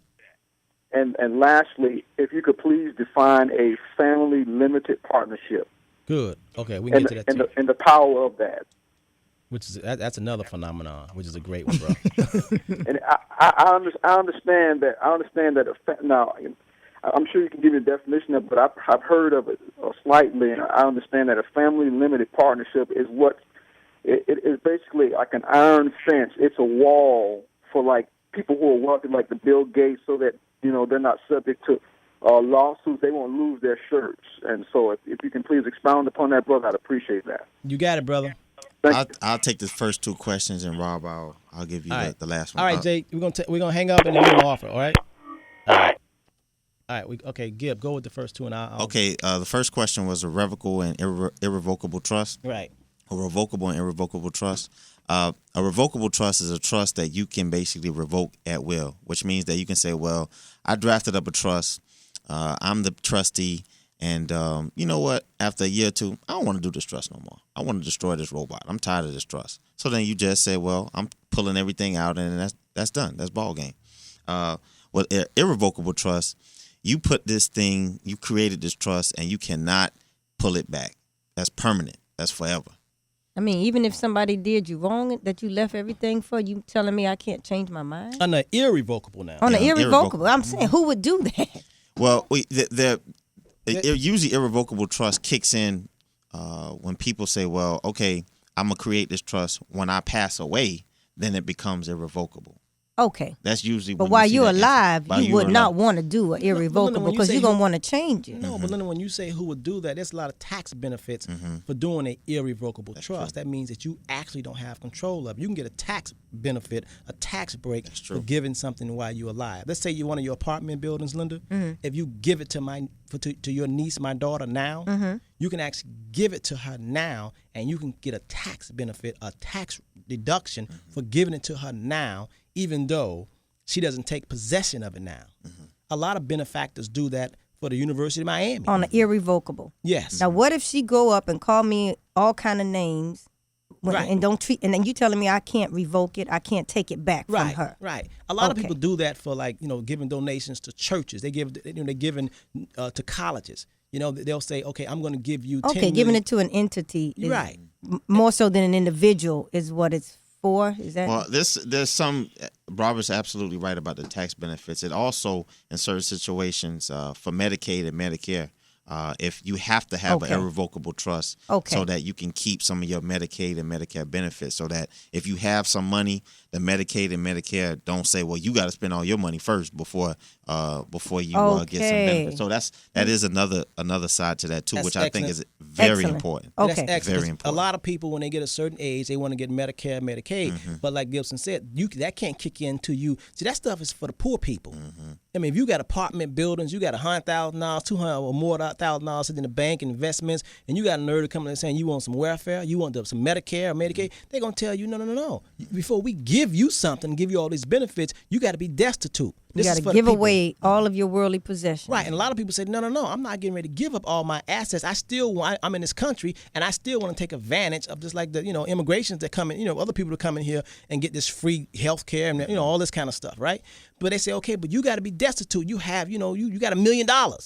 So a way the white folks created this irrevocable trust where they actually take the assets and the stuff out of their personal name, create this robot, okay, which they control, and put it in their name, in a robot name. So like I'll create Robert Henderson Family Trust, and I'll take all my assets out and put into Robert Henderson Family Trust. The Robert Henderson Family Trust can't move or do nothing without me anyway. I buy and sell stock like I do every day. You follow me? Now, if I'm 65 or 70 years old and I want Medicare, I could swear on a stock of Bibles that I don't have nothing, me, the individual, Robert Henderson. Now, I don't have nothing to do with my trust. My trust got it all. But Robert Henderson, it ain't in my name. Matter of fact, I can't get it back from the trust. You follow me? So that's to stop people from giving it and taking it back once they get the benefits. But it's irrevocable. But legally, you don't have it anymore. Once you give it away, legally, you don't have it anymore. Legally. And you cannot get it back if it's irrevocable. Yeah, legally and technically, you don't have it back. Okay. Psychologically, in truth, you still have it. Okay. Them white folks good, aren't they? Oh, yeah, man. I'm they learning good. something here. Man, they good. All right. Okay. Let's take... what was his other question? What was his last question, his second question was about wills and trusts, whether they go to probate. Wills go to probate, and trusts, they don't go to probate, but you have to, once a person passes away, you have to notify the court that a trust exists. And that's the reason these assets that previously belonged to a person now belong to a trust. When I think about the probate, the whole process of probate, I get a visual. It's like I got a visual that you go into this chamber, this room, and you have a judge sitting right there, and the judge say, okay, let's read the will. Let's read, what Ms. Johnson, her intentions. And he actually have a lot of power to, and Ms. Johnson say, well, I want my car to go to my niece, and I want my house to go to my nephew. And then, some other niece and nephew say, well, I should get it. And they hire an attorney, and then now you got a big fight. So probate is, I look at it like the cleansing part of before the assets can really be changed over. You have to go through this chamber called probate, which is costly, which is, takes some time, and you have no control. That's right. So I don't really like probate. Nobody does. No, nobody does. His last question, Robert, the family limited partnership. Okay, now the family limited partnership, let me tell you, that's stuff that I know all about, man. That right there, that's like a chess game. I mean, that's what you're talking about, just high-tech chess game. That's creating partnerships, trust. You create trust on top of trust, on top of trust. If you really want to hide your money or don't want to be insulated from lawsuits, you create a family limited partnership, which means you are the general partner and you make your family members limited partners. Now, that means that if anything should happen to you, no one can sue you. They can sue you until you don't have nothing. You have it in a family limited partnership. There's certain rules and regs that authorities, creditors cannot even touch that. That is some powerful stuff. And he's right. A lot of the rich and wealthy, or just the people in the know, create those. If you have assets, a lot of assets, apartment buildings, franchises, stocks and bonds, you can, the federal government can't get you because you have what they call trust on top of layers and layers and layers. It's like trying to find a needle in a haystack. Now, the Congress people that run Congress in the White House, they created all this stuff. But they created it for them. And most people, like that brother, I'm surprised, I'm happy that he called about that. But that's advanced estate planning. We call that advanced estate planning. So, you can always call our office if you that advanced, and then we can set one up for you and help you out, okay? Let's take Lynda, who's been holding from Miramar, who's been holding patiently. Lynda, are you still there? Good morning. Good morning. Hi, the show was wonderful as usual. I'm so happy you're talking about trust and wills. It happened to me. My mother had a will. You know, old people, they don't see the vision, a lot of them. And I'm so glad you're there to let us all know. Because she had some property. She took a will because all her friends said that's all you need. You don't need anything else. I had to go through probate. She had some property in Liberty City and some other places. And when I went to probate, they told me the attorney asked for a percentage of the total value of all of her assets. Yep. So could you elaborate on that so people will understand? Well, if you don't have that money, they're going to take your property. You so enough right. Lynda, I'm so glad you called. That's why I'm telling you, that's why, Gibson, your colleagues, man. Okay, Lynda, thanks for calling, okay? Okay, babe. Lynda, that's why, Gibson, that's why I say your colleagues, man. I mean, man, that's awful, man. They remind me of the Sadducees and the Pharisees. I don't like you saying awful, Robert. There is something for everybody out there. Man, when a will may suit some people. Is there ever a case where a will would suit somebody, in your opinion? No, but listen, he just said that she had property. I'm talking about, I never can say everybody and all y'all. I never say that because it's always an exception to the rule. Everybody black ain't doing crack. Everybody black don't have gold and diamond teeth. Everybody black ain't misfits. Just like everybody white ain't. It's like everybody Jewish ain't rich. You got some poor Jews. Okay? Everybody, you can never say everybody. But I'm saying for the most part, a lot of attorneys don't try to educate people and put all the cards on the table to explain. That's what I don't like, especially when we're dealing with this. In the medical field, they don't do that. They don't do it in the financial field, and they certainly don't do it in the legal field. So Gibson, how can he charge her a percentage? Well, usually there are two different fee schedules for probate. One is an hourly fee, and one is a percentage fee of the total assets, and that's by state law. Usually, I'm not sure in her situation, but sometimes it comes out cheaper if it's a percentage of the assets, because you can have, in those big cases, if it's about 20 apartment buildings and they charging you by the hour, and it's everybody fighting over it. The only people who gonna make money is the lawyers if they charging an hourly fee. Okay. But if it's a percentage, it might come out cheaper. So it all depends. Most attorneys usually charge an hourly fee for these simple probate. If it's maybe 2 or 3 properties, it's usually an hourly fee, depending on the situation. But most I don't of the like time them hourly fee. The only time you can charge me hourly if I'm sitting right there while you doing them hours. You can't send me no bill talking about you did 10 hours and I wasn't in front of you. Another thing I wanted to bring up, Robert, something that I think is very important, especially for our listeners, is that, Robert is absolutely correct that our field, we get into these big words and we don't break down for our clients what are some of the things that need to be done, what needs to be done. We need to educate our clients and let them know, look, the will may not be the best option for you at this time. I think it's time to understand or to put your assets into a trust. But what most of the time what happens, and it's sad to say, is that our clients will listen to some of their friends without getting advice from us. And I think that's why this show is so important, so that we can enlighten our listeners. Also, when the clients come to us, the damage is already done.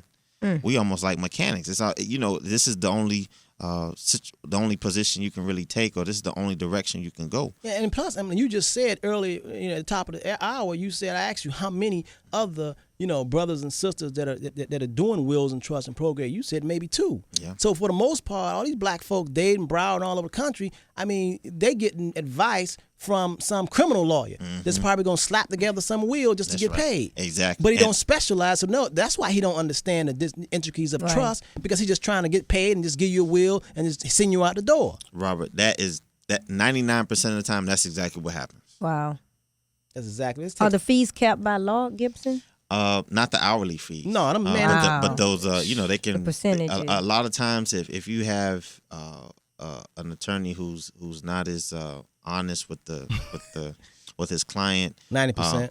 No. You can I tell can't he's say- an attorney. remember- You see how he choosing his Yeah, words? he He's choosing his good. words. Now, He's good. y'all got to remember now. This is 90%. my fraternity, so Yeah. I have to go to the Okay. courthouse. Yeah, So Okay. I don't want to get hit graduate, over the head with a law book, Yeah. walking down the street. They're like, Gibson, why you didn't tell that brother Robert a thing or two? But so it all depends on the case. If the case is people, what usually happens, and this is just reality.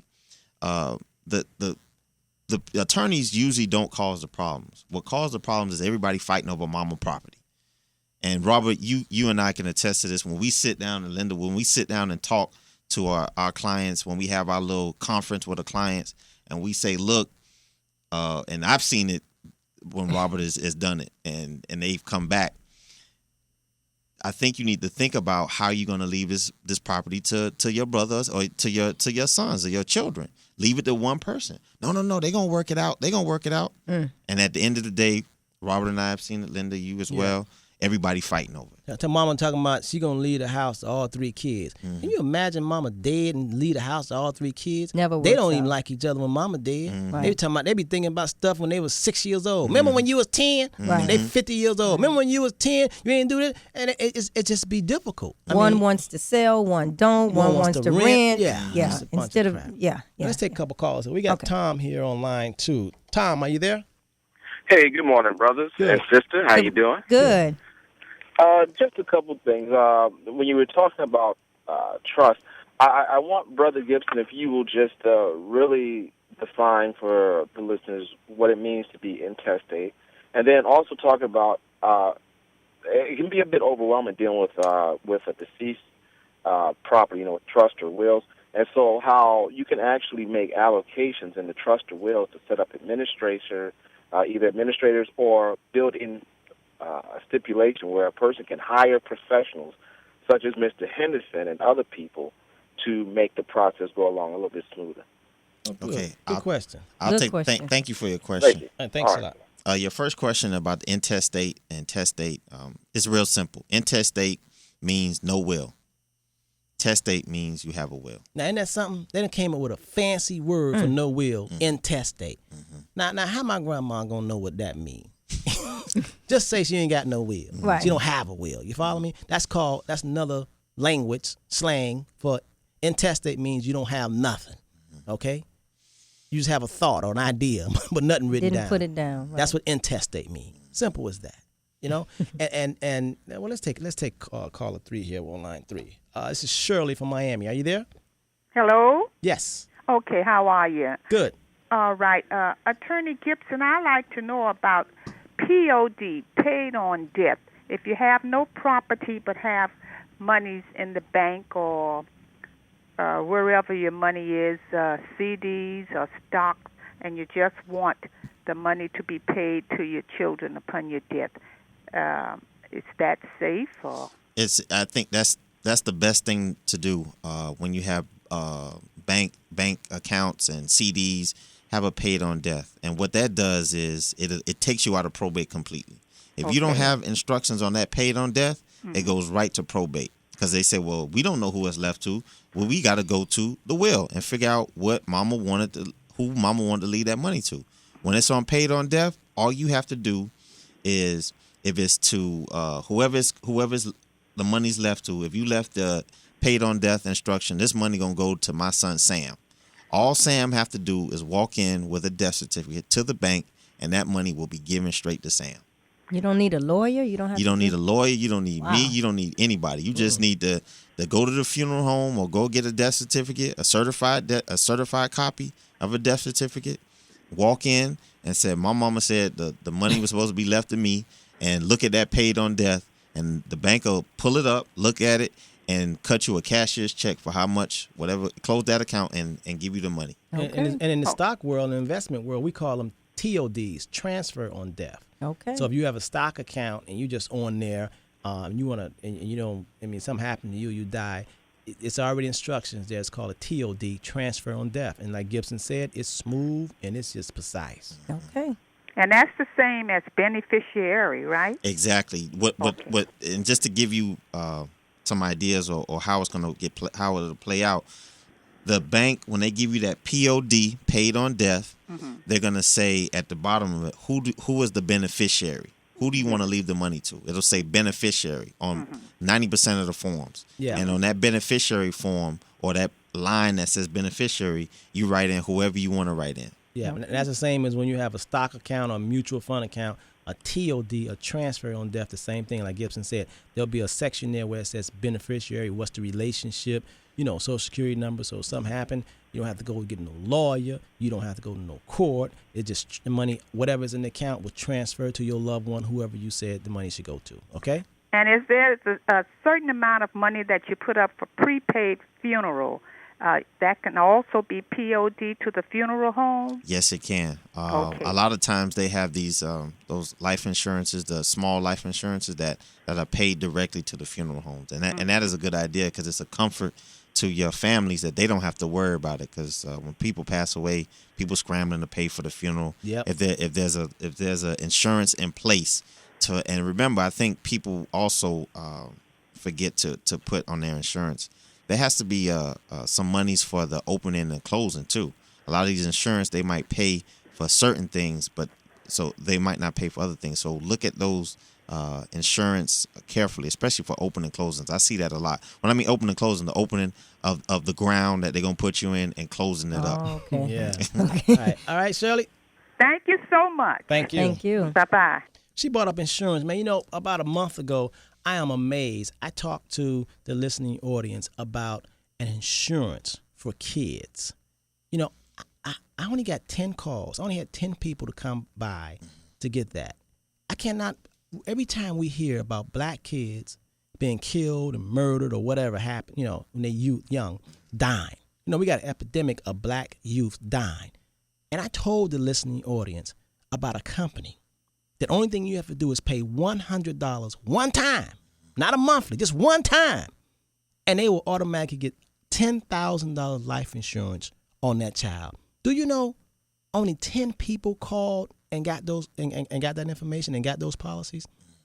Dade and Brown, I don't know how far we go up the coast on this radio, but I was expecting that a lot of grandmoms, a lot of parents, for $100, that's it. No more. Next year you don't pay. The next year you don't pay. Just one time, and your child from age 0 to 25 years old will have $10,000 burial.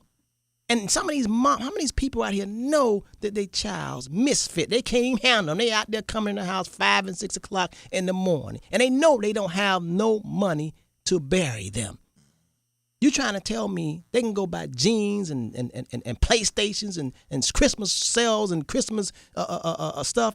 I was expecting to get a flood of people calling my office for those $10,000 life insurance plans for children.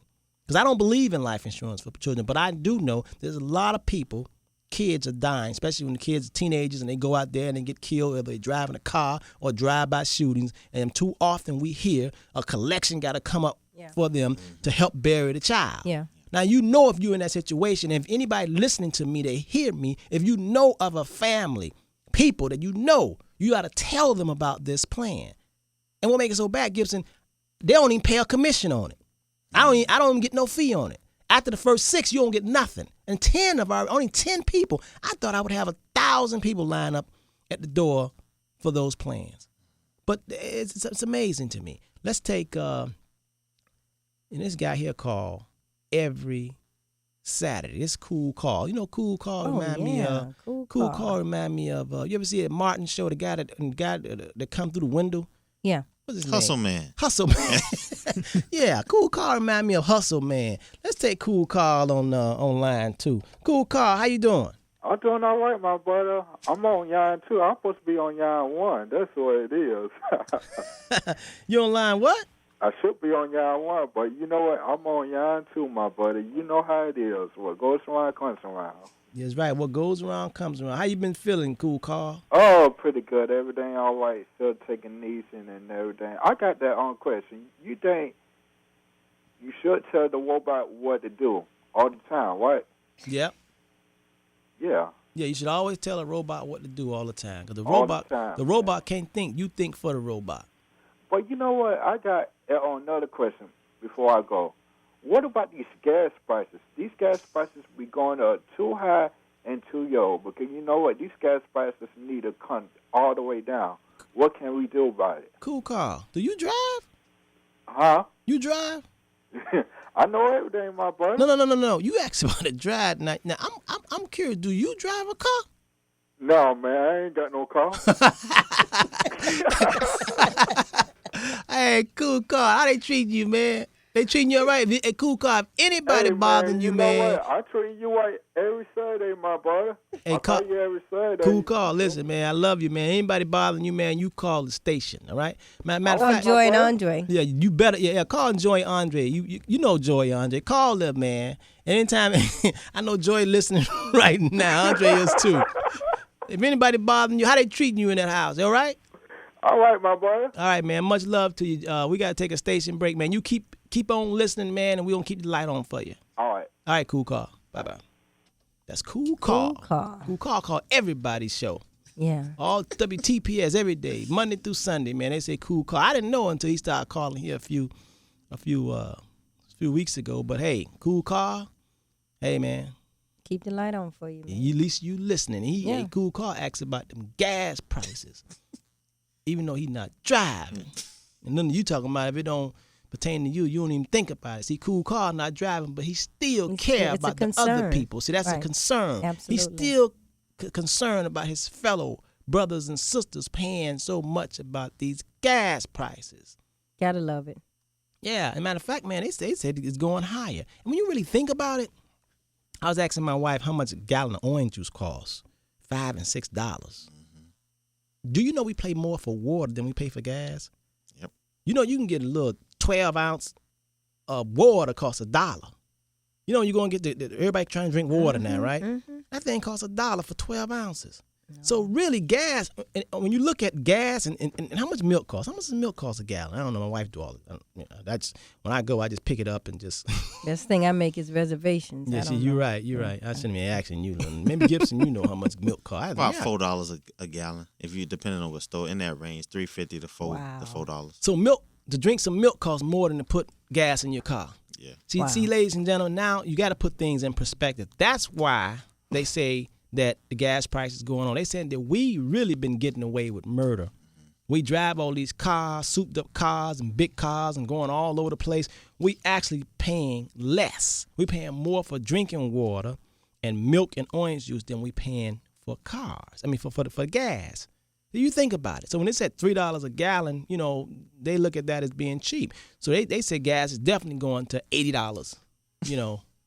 I have a question for Gibson that people may be asking. Who do you get the transfer on death certificate from? Your bank? Your bank will provide your bank. Okay. Yeah. Just like in our office, we have the forms for that. Hey, y'all keep it locked. It's 9:45. We're live here at WTPS, the People's Station. We're talking to Charles Gibson, the attorney, about wills and trusts. Call us at 1-877-825-1080. 1-877-825-1080. When we get back, we're going to take the station break. We want to hear your calls. Anybody calling here now, man? What they got? Somebody got to know something about wills and trusts now. 1-877-825-1080. Call us. We'll get it right as soon as we come back from this break. All right.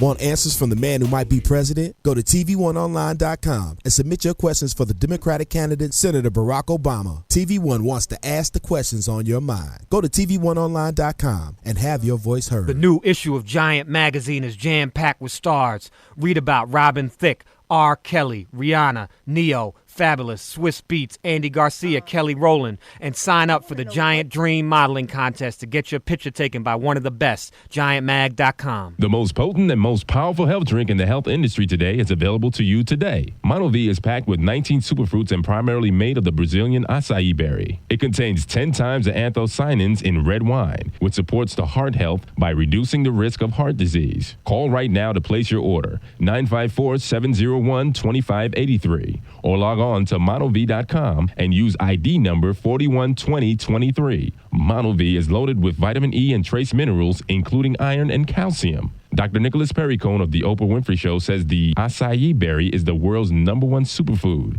Try Mono V today. Call 954-701-2583 or log on to monov.com. Use ID number 412023. The most potent and most powerful health drink is available for you. Place your order for Mono V today. Call 954-701-2583 or log on to monov.com. Use ID number 412023. Order Mono V today. Drowning in credit card debt? Realize credit counseling only lowers interest and takes up to 7 years? Thinking about bankruptcy, but found out the new bankruptcy law forces you to repay your debt and may ruin your credit for 10 years? If yes, and you don't want to risk your property or your future, and you need fast debt relief, call the U.S. Financial Management My Debt Negotiation Program. My debt negotiation paid off my bills in only 36 months and helped me avoid bankruptcy. Get the superior solution to bankruptcy and credit counseling. I reduced my debt by 70% and with one low monthly payment. End harassing collection calls. I was afraid to answer the phone until my debt negotiation stopped the hassling once and for all. Restore your credit. We finally bought our dream house. Stop overpaying credit card companies today. Grab a pen and take this number down. 1-800-237-0857. The call is free. The money you'll save is real. Don't wait another day to resolve your problem. 1-800-237-0857. Hurry before the new law doubles your minimum monthly payments. Call 1-800-237-0857 now.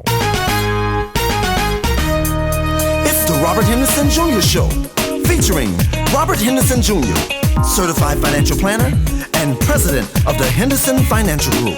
Understanding money. It's all about the money. Yep, all about the money. It's all about the money. Ain't nothing funny. This is Education Saturday. Get it. Call your neighbor, call your friends, wake up your husband, your wife, your children. We're talking about principles here. We're talking about understanding things to help you to get to the next level. You need to understand this. You got anybody in your family that has property, you need to understand the difference between a will and a trust and probate, corporations. You need to understand this stuff. Gibson, I want you to give out your telephone number. Okay. Okay. My number is 305-777-0395. Again, 305-777-0395. Good. Okay, let's take some of these calls because we're running out of time here. Let's go to line 2. We got Constance. Constance, are you there? Yes, I am. How can you help me? I'm just calling to get the name and telephone number of the insurance company for the $10,000 life insurance for kids. All right, well, you have to come into our office. Okay. And then we have the applications and explain everything to you, okay? Oh, I see. Are you the agent? Yes. You are the agent? Yes. Okay, thank you. Thank you. Bye. Okay, why don't we take Susie on line 3 here. Susie wants to know about wills and trusts. Susie, are you there from Fort Lauderdale? Yes. Okay. Yes. Good morning. Good morning. Good morning. You got a question, comment? Yeah, question. Okay. Okay, I do have property, and I heard Mr. Gibson say about, like, when you go on your children bed, this one want to sell, this one want to rent. Oh, yeah. And, you know, this is something that I know probably would be a problem after I'm gone. So I would like to know, I have 4 kids, and I have 4 kids, and I have 4 kids, and I have 4 kids, and I have 4 kids, and I have 4 kids,